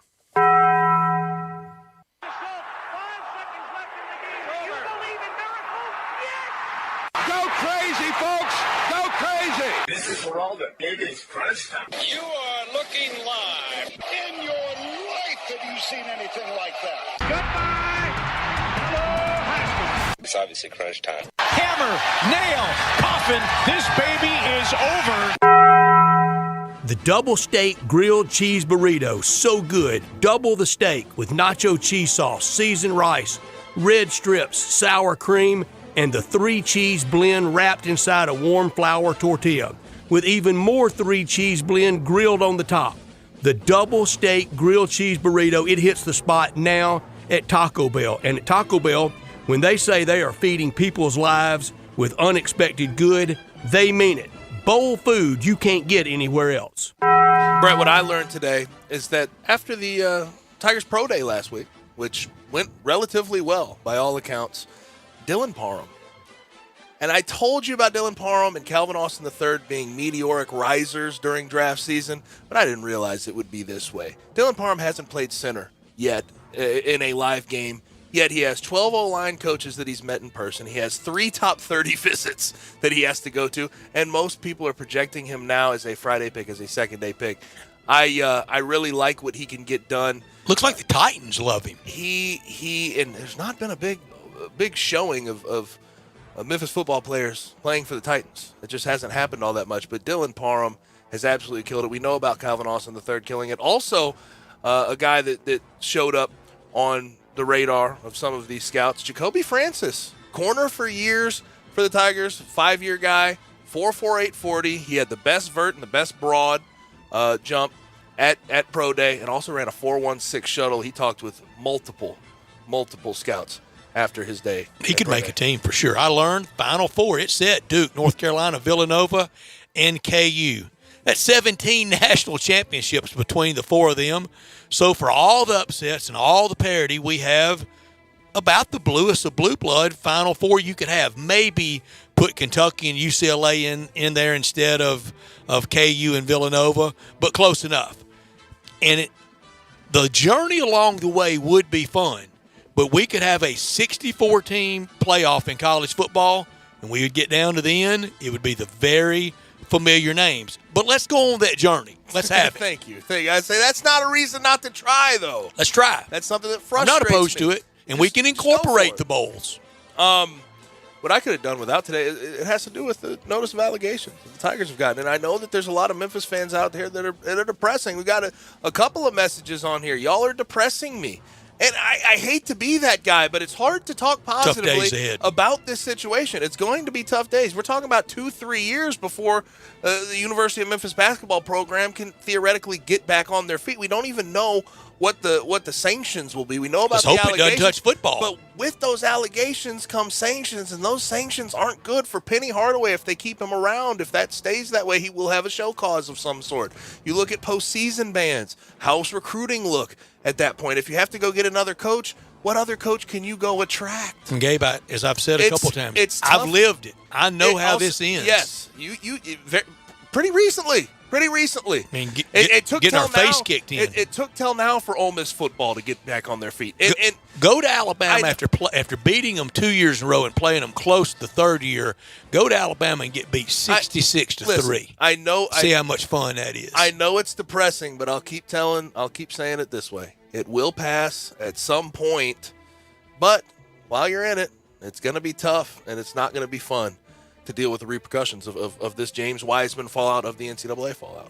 I could have done without. I know the references in the U of M NOA that reference 86 and 89 and 2009. That seems like a million years ago. Well, it is. It's a long time ago, but it's there for a reason. Just like it was there with Ole Miss in 89 and 93 and with Alabama in 93 when they were in trouble in 2002. It's the NCAA's way of saying, we tried to show you, and you didn't learn. We're going to burn you bad enough this time that you'll eventually learn. Yeah. I will never blame anyone for saying that the NCAA is vindictive. They absolutely are. Oh, they very much they are. Come after you. And I think all of us should feel relatively foolish for thinking the IRP would be different. Thinking, this is an independent process. I knew it wouldn't be any different. It's the exact same thing. It was the exact same thing. And, again, I lived it. And you can give them more rather than less. You can give it speedy rather than slow. Nothing pacifies them. Nothing. You might as well, from the first allegation, go, all right, you got us. And even Notre Dame did that and had the self-imposition, and they still hammered Notre Dame. Mm-hmm. Now, another thing I could have done without, Deshaun Watson spoke to the media today, and he said some just bizarre things. The two that really... Yeah, they need to clam him up. I understand press availability because you want to have the media and the fans understand the thought process behind bringing him in with 22 sexual assault allegations and the civil suits, basically. But he said, I never disrespected any woman, which, if you get asked a question about that, just say no. I mean, there's ongoing litigation about that. Just don't say anything about it. But 22 other women. They would differ. 22 other women think completely different about that. I just think that was a really dumb way to go about it. Also, he said he didn't know about the contract that they were going to offer him, $230 million of all guaranteed money. He said he didn't know about that contract until he decided that he was going to go sign with the Browns. And also, Andrew Berry, who's their GM. Andrew Berry, by the way, very soft-spoken. I don't know if you heard him in the press. Very not loud. Not a very loud guy. Speak up. They asked him about, was it easy? What was the decision-making process going and getting Deshaun Watson and how you made that decision? He said, from a football perspective, the Deshaun Watson the Deshaun Watson decision was easy for me to say. But he said from a football perspective it was easy. Of course that was easy. They're not asking about that, though, Andrew. That's the hard part. The all hard the other part stuff. is the other thing, Yeah. the 22, that number. So I thought that was a very poorly handled. And usually the availability. football way, if it works out, it helps clear up the others. I don't the 22 victims, they may not see it that way, but in the court writ large of public opinion, if he's successful on that gridiron, people will forget. Or will they? Is this one that might stay with the Browns? There's something about, too, with Deshaun Watson. He will be. He's so tremendously talented. And he's going to be good on the field when he gets on the field. And the Browns want to get to the playoffs. They want to get to the Super Bowl. Tonight, keeping a close eye on everything at FedEx Forum, Dubs versus Grizzlies. Well, that's kind of the Warriors out there. That's the Warriors uniforms. It will be some different combos tonight. Magic number can really drop tonight. The 2 seed, it's right there for the taking. 9 NBA games tonight. Boston at Toronto. Can the Celtics land that number 1 seed? They sit there today at the number 1. The Grizzlies, they've got to get the threes to fall and keep DeAnthony Melton on this heater. Now, also the Elite Eight in women's basketball. UConn versus NC State, and then Michigan versus Louisville. We get to see Paige Beckers play in that UConn game. That'll be a fun one tonight in women's basketball. Also, Hard Knocks is featuring the Lions, Brett. Oh, I don't know if I can stomach that one. We got to give them something, though. We do have to give them something. But that'll do it for today. Thanks for joining us. Thanks to DeMichael Cole, David Cobb, and Shelby Mash for their contributions to the show. For Brett, for Brian, I'm Gabe. Enjoy your night. Be safe. We'll holler at you tomorrow at 3. I often say they've set the bar for the way car business should be done at Homer Skelton Hyundai. You know how close that is. It's right there at Highway 78, Lamar Avenue, and Craft Road, the very first exit in Mississippi.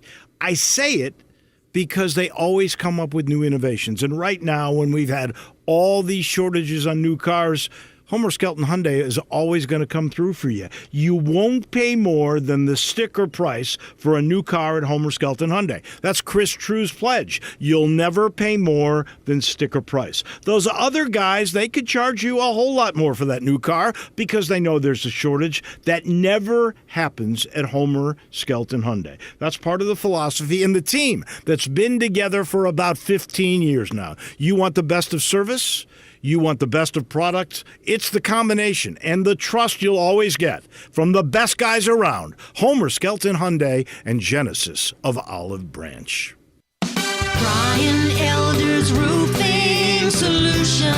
If you have damage to your home and have your insurance carrier involved, you need a great contractor. You also need a team that has seen claims of all shapes and sizes, residential or commercial. After our inspection, we'll share our findings and give you our professional opinion. Some people say you get what you pay for. However, our opinion is free. Trust the name you can depend on, like the tens of thousands of families Brian and I have served over the past 20 years here in the Mid-South. Brian Elder Roofing. We'll measure your roof from outer space and share our team's experience for your property and claim. Repaired roofs, replacement roofs, big roofs, tiny roofs, insurance roofs, flat roofs, TPO roofs, asphalt roofs, tile roofs, slate roofs,